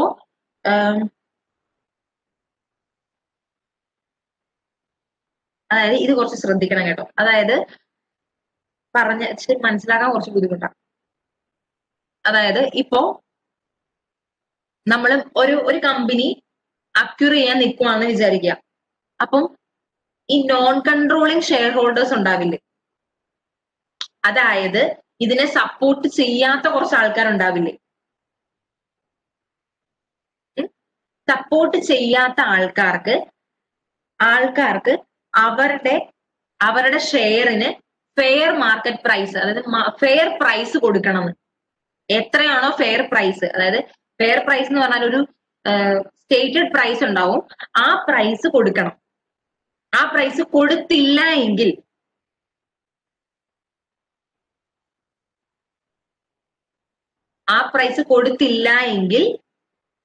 സൂപ്പർ മെജോറിറ്റി, ഇത് 75% അംഗീകരിച്ചാൽ മാത്രമേ മെർജർ നടത്താൻ പറ്റുള്ളൂ. ക്ലിയർ ആയോ?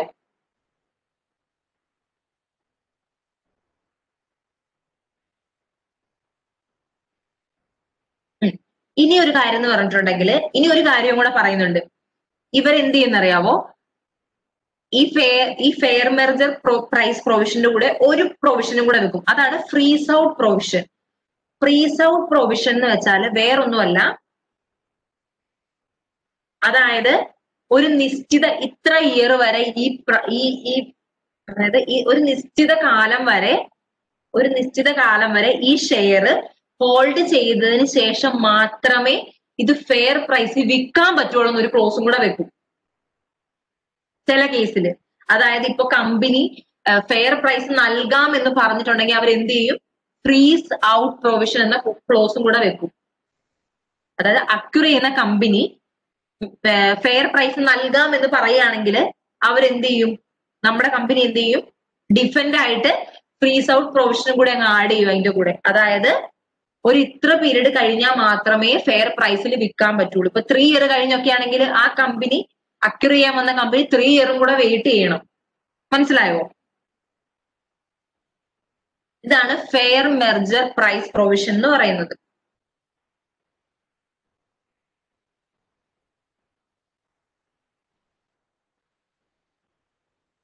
ക്ലിയർ ആയോ?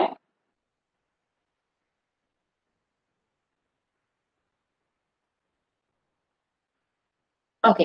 ഇനി ഗോൾഡൻ പാരച്യൂട്ട്. ഗോൾഡൻ പാരച്യൂട്ട് എന്ന് പറഞ്ഞിട്ടുണ്ടെങ്കിൽ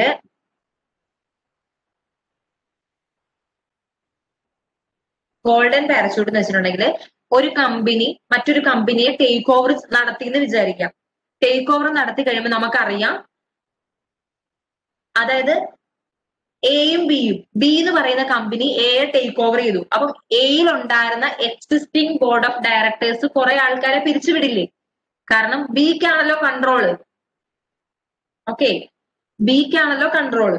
അപ്പം ബിക്ക് കൺട്രോൾ വരുമ്പോ എന്തായാലും ബിയുടെ ഷെയർ ഹോൾഡേഴ്സ് ആയിരിക്കുമല്ലോ മെയിൻ ആയിട്ടും അവിടെ ബോർഡ് ഓഫ് ഡയറക്ടേഴ്സ് ആയി വരാനുള്ള ചാൻസ്. കാരണം ബി എന്ന് പറയുന്നതാണ് വലിയ കമ്പനി. അപ്പം എ എന്ന് പറയുന്ന കമ്പനിയുടെ കുറെ ആൾക്കാർ ബോർഡ് ഓഫ് ഡയറക്ടേഴ്സിനെയൊക്കെ അവർ പിരിച്ചുവിടും. അപ്പോ അവർക്ക് ഒരു ഫെയർ ആയ കോമ്പൻസേഷൻ നൽകണം എന്ന് പറയുന്നതാണ് ഗോൾഡൻ പാരച്യൂട്ട്. ക്ലിയർ ആയോ? ഗോൾഡൻ പാരച്യൂട്ട് ക്ലിയർ ആയോ?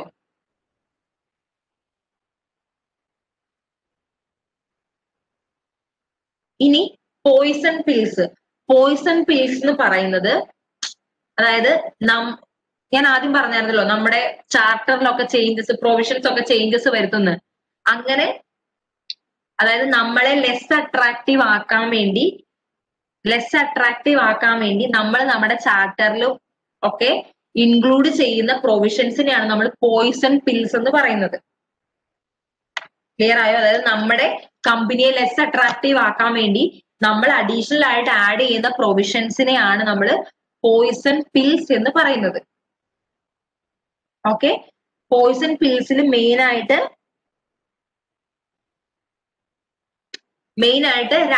രണ്ടെണ്ണമാണ്, 2 ക്ലോസ് ആണ്, അതായത് 2 പ്രൊവിഷൻ ആണ്. ഒന്നാമത്തത് ഫ്ലിപ്പ് ഓവർ പില്ലും 2 ഫ്ലിപ്പ് ഇൻ റൈറ്റ്സും. ഓക്കെ, ഫ്ലിപ്പ് ഓവർ പിൽ എന്ന് വെച്ചിട്ടുണ്ടെങ്കിൽ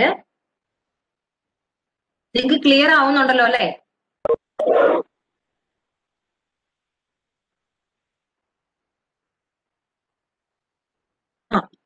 ഫ്ലിപ്പ് ഓവർ പിൽ എന്ന് വെച്ചിട്ടുണ്ടെങ്കിൽ അതായത് ഇപ്പൊ അക്വിസിഷൻ നടക്കുവാണെന്ന് വിചാരിക്കും. അക്വിസിഷൻ നടത്തുവാണെങ്കിൽ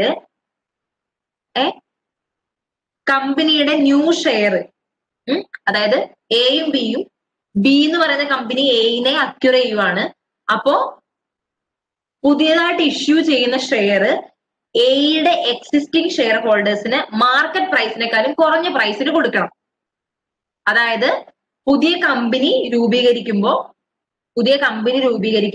ആ കമ്പനിയുടെ ഷെയർ മാർക്കറ്റ് പ്രൈസിനേക്കാളും കുറഞ്ഞ വിലക്ക് ഏത് കമ്പനിയാണ് ഏറ്റെടുത്ത് ആ കമ്പനിയിലെ എക്സിസ്റ്റിംഗ് ഷെയർ ഹോൾഡേഴ്സിന് കൊടുക്കണം. അതാണ് ഫ്ലിപ്പ് ഓവർ പിൽ എന്ന് പറയുന്നത്.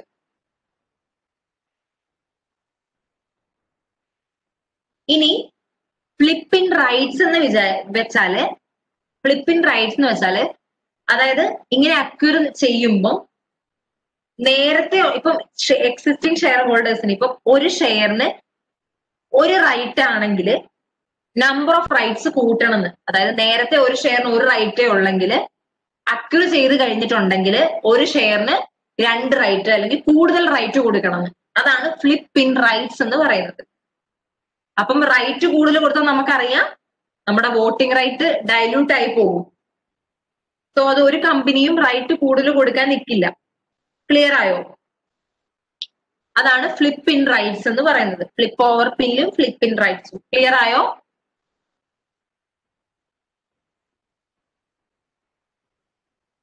ഇനി പോയിസൺ പുട്ട്. പോയിസൺ പുട്ട് എന്ന് വെച്ചിട്ടുണ്ടെങ്കിൽ പോയിസൺ പുട്ട് എന്ന് പറഞ്ഞാല് നമ്മുടെ ബോണ്ട് ഇൻഡജറിൽ, ബോണ്ട് ഇൻഡജർ എന്താന്ന് ഞാൻ പറഞ്ഞു തന്നിട്ടില്ലേ? Bond agreement.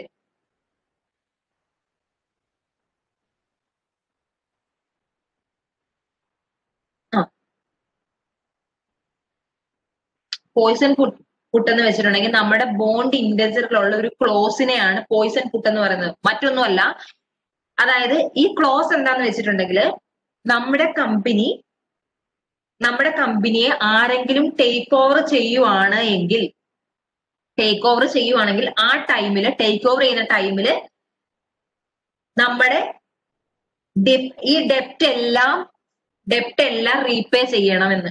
അതായത് ആരാണോ നമ്മള് ഒരു ബോണ്ട് ഇഷ്യൂ ചെയ്തിട്ടുണ്ട്, അപ്പൊ ബോണ്ടിൽ പറഞ്ഞിരിക്കുകയാണ്, ഡെപ്റ്റിൽ പറഞ്ഞിരിക്കുകയാണ് നിങ്ങളുടെ കമ്പനി എപ്പോഴെങ്കിലും ടേക്ക് ഓവർ എന്തെങ്കിലും ആരെങ്കിലും നടത്തുവാണെങ്കിൽ നിങ്ങൾ ആദ്യം ഞങ്ങളുടെ പേയ്മെന്റ്സ് ഒക്കെ പേ ചെയ്തിട്ടേ ടേക്ക് ഓവർ നടത്താൻ പാടുള്ളൂ എന്ന്. അങ്ങനെയുള്ളപ്പം നമ്മുടെ കമ്പനി ടേക്ക് ഓവർ ചെയ്യാൻ വരുന്ന കമ്പനിയെ സംബന്ധിച്ച് അട്രാക്റ്റീവ് ആയിരിക്കുമോ അല്ലായിരിക്കുമോ?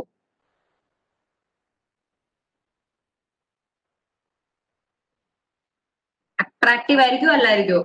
അട്രാക്റ്റീവ് അല്ലായിരിക്കും. കാരണം എന്ത് ചെയ്തേ, ഈ കമ്പനിയെ നമ്മൾ ഏറ്റെടുത്തിട്ടുണ്ടെങ്കിൽ ഇവരുടെ ഡെപ്റ്റ് പേയ്മെന്റ്സ് മൊത്തം നമ്മൾ എടുക്കുന്ന സമയത്ത്, അതായത് ഇവരെ ടേക്ക് ഓവർ ചെയ്യുന്ന സമയത്ത് ഇവരുടെ ഡെപ്റ്റ് പേയ്മെന്റ്സ് മൊത്തം നമ്മൾ അടയ്ക്കണം.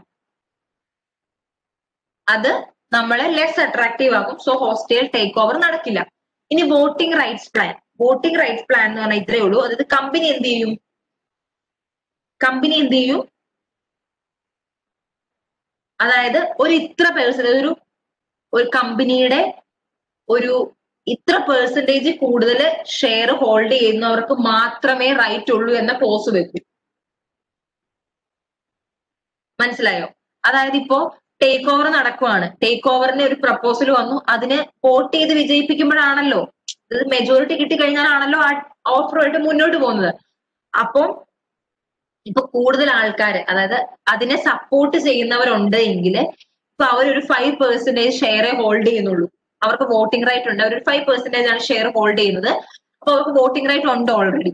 അപ്പൊ കമ്പനി എന്ത് ചെയ്യും, കമ്പനി ഒരു ക്ലോസ് വെക്കും, 6% അല്ലെങ്കിൽ ഒരു 10% ഷെയർ ഹോൾഡ് ചെയ്യുന്ന, പെർസെന്റേജ് ഓഫ് ഷെയർ ഹോൾഡ് ചെയ്യുന്നവർക്ക് മാത്രമേ വോട്ടിംഗ് റൈറ്റ് ഉണ്ടാവൂ എന്ന ക്ലോസ് വെക്കും. അങ്ങനെയുള്ളപ്പോ അവരെ സപ്പോർട്ട് ചെയ്യുന്നവരുടെ വോട്ടിംഗ് റൈറ്റ് ഇല്ലാതാക്കും. ക്ലിയർ ആയോ? അതാണ് വോട്ടിംഗ് റൈറ്റ് പ്ലാൻ എന്ന് പറയുന്നത്.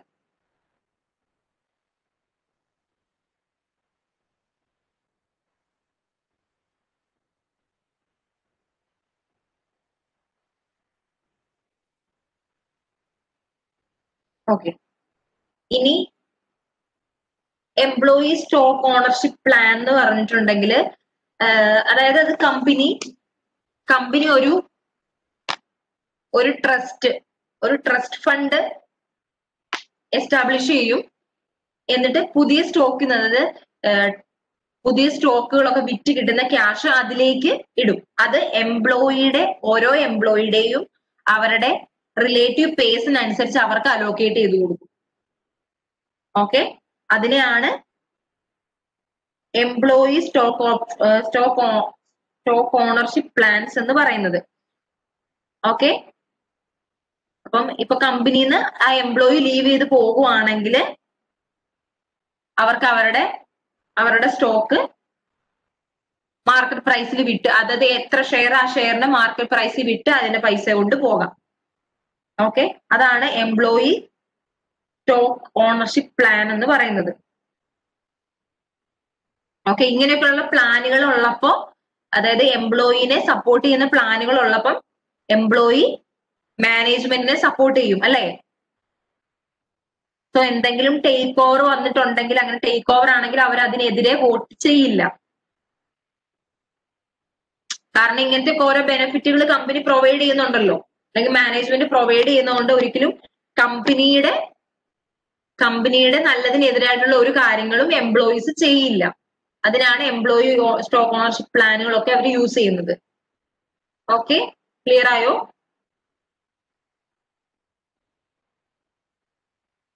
ഇനി പറയുന്നത് പോസ്റ്റ് ഓഫർ ഡിഫൻസ്.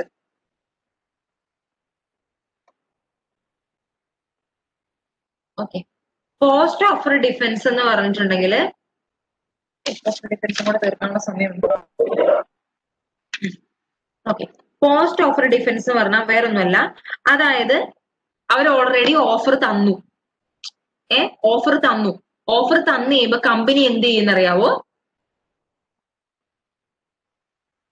കമ്പനി എന്ത് ചെയ്യും?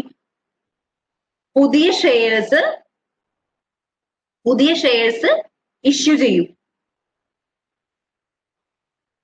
അതായത് കമ്പനി പുതിയ ഷെയർസ് ഇഷ്യൂ ചെയ്യും. പുതിയ നമ്പർ ഓഫ് ഷെയർ കൂടുന്നതിനനുസരിച്ച് അത്രയും മെജോറിറ്റി കിട്ടിയാലല്ലേ ടേക്ക് ഓവർ നടത്താൻ പറ്റുള്ളൂ. മനസ്സിലായോ? അതായത് ഒരു കമ്പനി ഓഫർ വെച്ചിട്ടുണ്ടെങ്കിൽ, അതായത് കമ്പനി ടേക്ക് ഓവറിനുള്ള ഒരു ഓഫർ വെച്ചിട്ടുണ്ടെങ്കിൽ നമ്മുടെ കമ്പനി എന്ത് ചെയ്യും? കമ്പനി കൂടുതൽ സ്റ്റോക്ക് ഇഷ്യൂ ചെയ്യും. സ്റ്റോക്കിന്റെ നമ്പർ ഓഫ് ഷെയർസ് കൂടുന്നതിനനുസരിച്ച് അതായത് വോട്ട് മെജോറിറ്റിയും കൂടുതൽ വേണ്ടി വരും. സോ ടേക്ക് ഓവർ നടത്താൻ ഭയങ്കര ബുദ്ധിമുട്ടായിരിക്കും. അതാണ് ഇഷ്യൂ ന്യൂ സ്റ്റോക്ക്. ഇനി Pacman defence or reverse tender. Pacman defence or reverse tender എന്ന് പറഞ്ഞാല്, നമ്മളിപ്പോ ഒരു കമ്പനി അക്യൂർ ചെയ്യാൻ, ഒരു കമ്പനി നമ്മുടെ കമ്പനിയെ അങ്ങനെ അക്യൂർ ചെയ്യാൻ വന്നു. അപ്പൊ നമ്മൾ എന്ത് ചെയ്യും? നമ്മൾ പുതിയ ഷെയർ ഇഷ്യൂ ചെയ്യും. എന്നിട്ട് ആ കിട്ടുന്ന ക്യാഷ് ഉപയോഗിച്ച് നമ്മൾ എന്ത് ചെയ്യും? നമ്മളെ അക്യൂർ ചെയ്യാൻ വന്ന കമ്പനീനെ തിരിച്ച് ബിഡ് ചെയ്യും. അതായത് അവരെ ടേക്ക് ഓവർ ചെയ്യാൻ വേണ്ടി ബിഡ് ചെയ്യും. മനസ്സിലായോ? അപ്പം അതായത് ഈ ഡിഫൻസ് സക്സസ്ഫുൾ ആയാൽ, അവർക്കെതിരെ നമുക്ക് ബിഡ് ചെയ്യാൻ പറ്റുവാണെങ്കിൽ അക്യൂറർ നമ്മളെ വിളിക്കും. നമ്മളെ വിളിച്ചിട്ട് നമ്മളൊരു എഗ്രിമെന്റ് ആക്കും. അതിനെയാണ് സ്റ്റാൻഡ് സ്റ്റിൽ എഗ്രിമെന്റ് എന്ന് പറയുന്നത്. അതായത് സ്റ്റാൻഡ് സ്റ്റിൽ എഗ്രിമെന്റ് എന്ന് പറഞ്ഞിട്ടുണ്ടെങ്കിൽ നമ്മുടെ ഷെയർസ് ഇനി കൂടുതൽ അവർ അക്യൂർ ചെയ്യില്ല എന്നുള്ളതാണ് stand still agreement. So stand still agreement വെക്കും. അപ്പൊ അങ്ങനെ സ്റ്റാൻഡ് സ്റ്റിൽ എഗ്രിമെന്റ് വെച്ച് കഴിഞ്ഞാല് വേറൊരു കാര്യം കൂടെ ചെയ്യും.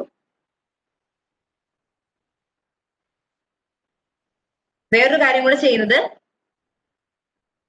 നമ്മുടെ കയ്യിൽ നിന്ന് നമ്മുടെ ഷെയർസ് അക്യൂറർ വാങ്ങൂലേ, അത് നമ്മൾ തിരിച്ചു കൊടുക്കും.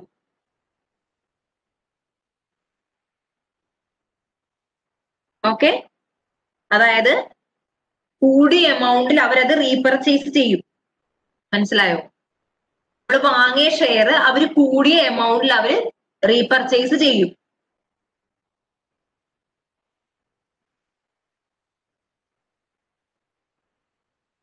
ക്ലിയർ ആയോ?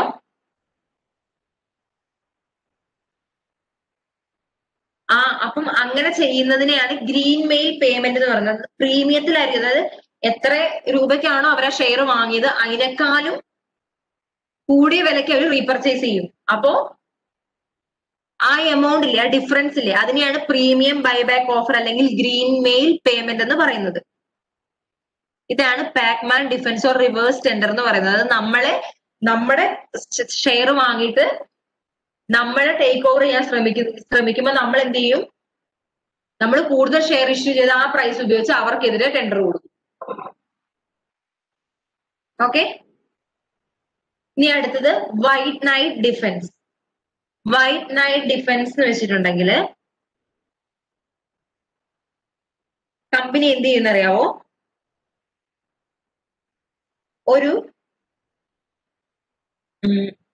അതായത് മറ്റൊരു കമ്പനി നമ്മുടെ കമ്പനീനെ ഏറ്റെടുക്കും എന്നൊരു അവസ്ഥ വരുവാണെങ്കിൽ നമ്മൾ എന്ത് ചെയ്യും?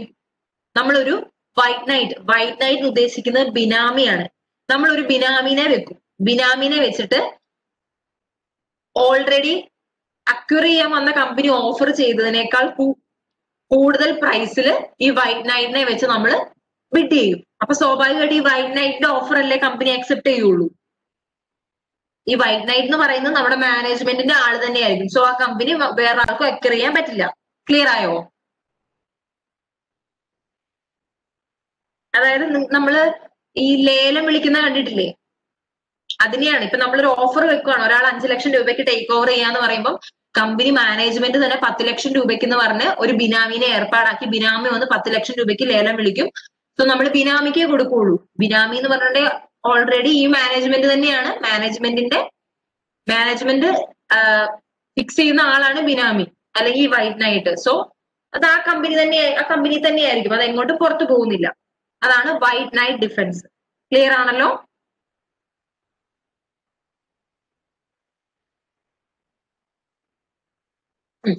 ഇനി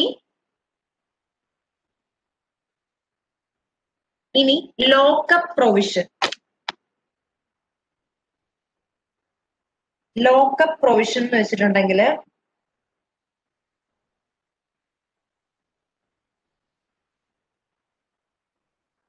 ഓക്കെ, ലോക്കപ്പ് പ്രൊവിഷന്റെ അകത്ത് പറയുന്നത് എന്താന്ന് വെച്ചാല്, ഇപ്പം സ്വാഭാവികമായിട്ടും ഒരു അക്വയർ ചെയ്യാൻ വരുന്ന ഒരാൾ നമ്മുടെ കമ്പനീനെ അട്രാക്ട് ചെയ്യുന്നത് എന്തെങ്കിലും ഒരു സ്പെസിഫിക് അസറ്റോ നമ്മുടെ എന്തെങ്കിലും ഒരു ഇതായിരിക്കുമല്ലോ.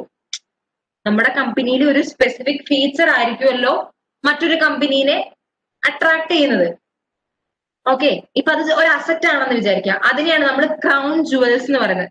എന്താണോ നമ്മുടെ കമ്പനിയിലെ എന്തിനെയാണോ മറ്റൊരു കമ്പനിക്ക് അട്രാക്റ്റീവ് ആയിട്ട് തോന്നുന്നത് അതാണ് ക്രൗൺ ജുവൽസ്. അപ്പൊ ലോക്കപ്പ് പ്രൊവിഷൻ എന്ന് പറഞ്ഞിട്ടുണ്ടെങ്കിൽ അങ്ങനെ മറ്റൊരു കമ്പനിക്ക് നമ്മുടെ കമ്പനിയെ അട്രാക്റ്റീവ് ആയി തോന്നിയാൽ എന്തിനാണോ അവർ അട്രാക്റ്റഡ് ആവുന്നത് ആ സാധനം നമ്മൾ ഈ വൈറ്റ് നൈറ്റിന് വിൽക്കും. സോ ആ കമ്പനി അട്രാക്ട് ചെയ്തിരിക്കുന്ന സാധനം ഇപ്പൊ നമ്മുടെ അടുത്തില്ല, അതുകൊണ്ട് തന്നെ അവരത് വേണ്ടാന്ന് വെക്കും. ക്ലിയർ ആയോ?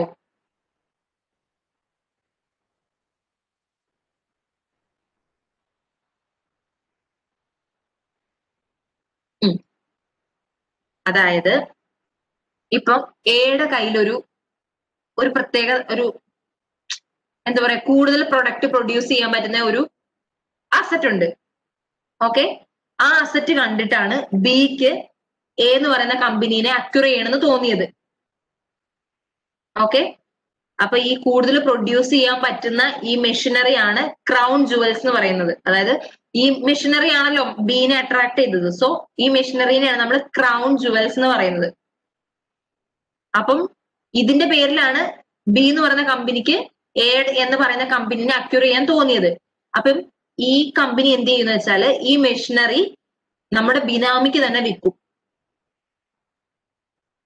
അപ്പം ബി എന്ന് പറയുന്ന അക്വയർ നോക്കുമ്പോൾ നമ്മൾ ആ മെഷീനറി വിറ്റ് കളഞ്ഞു. സോ ഇപ്പം ബിയെ സംബന്ധിച്ച് ഈ കമ്പനിയിൽ അട്രാക്റ്റീവായ ഒന്നുമില്ല. അതുകൊണ്ട് അവർ ആ ബിഡ് തിരിച്ചെടുക്കും. മനസ്സിലായോ?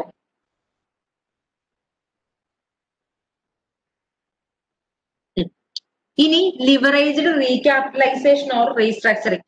അതായത് നമ്മുടെ കമ്പനീനെ ലെസ് അട്രാക്റ്റീവ് ആയി കാണിക്കാൻ വേണ്ടിയിട്ട് നമ്മൾ എന്ത് ചെയ്യും? നമ്മള് പൈസ കടമെടുത്തിട്ട് ഡിവിഡൻഡ് കൊടുക്കും.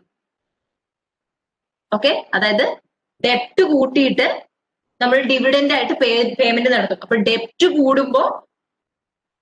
കൂടുമ്പോ നമ്മുടെ കമ്പനി ലെസ് അട്രാക്റ്റീവ് ആയിട്ട് തോന്നും. മാത്രമല്ല നമ്മൾ കൂടുതൽ ഡിവിഡൻഡ് കൊടുക്കുമ്പോൾ നമ്മുടെ ഷെയർ ഹോൾഡേഴ്സ് കമ്പനീനെ സപ്പോർട്ട് ചെയ്ത് നിൽക്കുള്ളൂ. ക്ലിയർ ആയോ?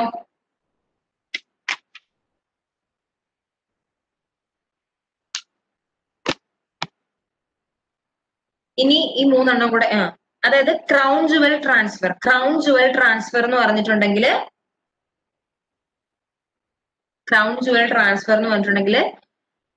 നമ്മുടെ നേരത്തെ പറഞ്ഞ പോലെ നമ്മുടെ കമ്പനി മറ്റു കമ്പനീനെ അട്രാക്ട് ചെയ്യുന്ന നമ്മുടെ അസറ്റിനെ നമ്മൾ ഒന്നെങ്കിൽ വിൽക്കും അല്ലെങ്കിൽ ട്രാൻസ്ഫർ ചെയ്യും. അതിനെയാണ് ക്രൗൺ ജുവൽ ട്രാൻസ്ഫർ എന്ന് പറയുന്നത്. ഇനി going private and leverage buyout നിങ്ങൾ പഠിക്കുന്നുണ്ട്, ഞാൻ പറഞ്ഞുതരാം. അതിനി വരുന്നതിന്റെ അകത്തുണ്ട്.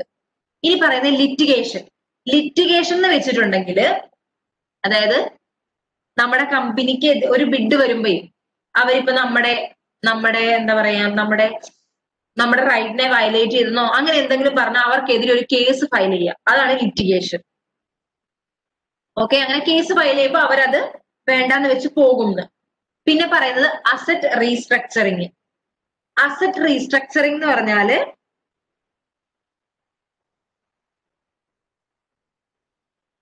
അസറ്റ് റീസ്ട്രക്ചറിങ് എന്ന് പറഞ്ഞിട്ടുണ്ടെങ്കിൽ അതായത് നമ്മള് ഈ അക്വയർ ചെയ്യാൻ വരുന്ന ആൾക്കാർക്ക് വേണ്ടാത്ത അസറ്റുകൾ നമ്മൾ കൂടുതൽ പർച്ചേസ് ചെയ്യാം.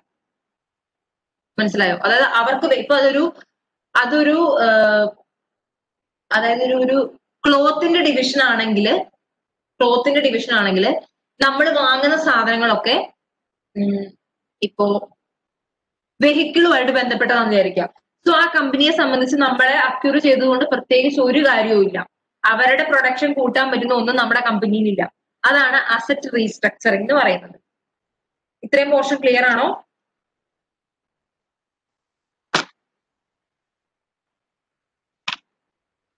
സോ ബാക്കി നാളെ നോക്കാം കേട്ടോ.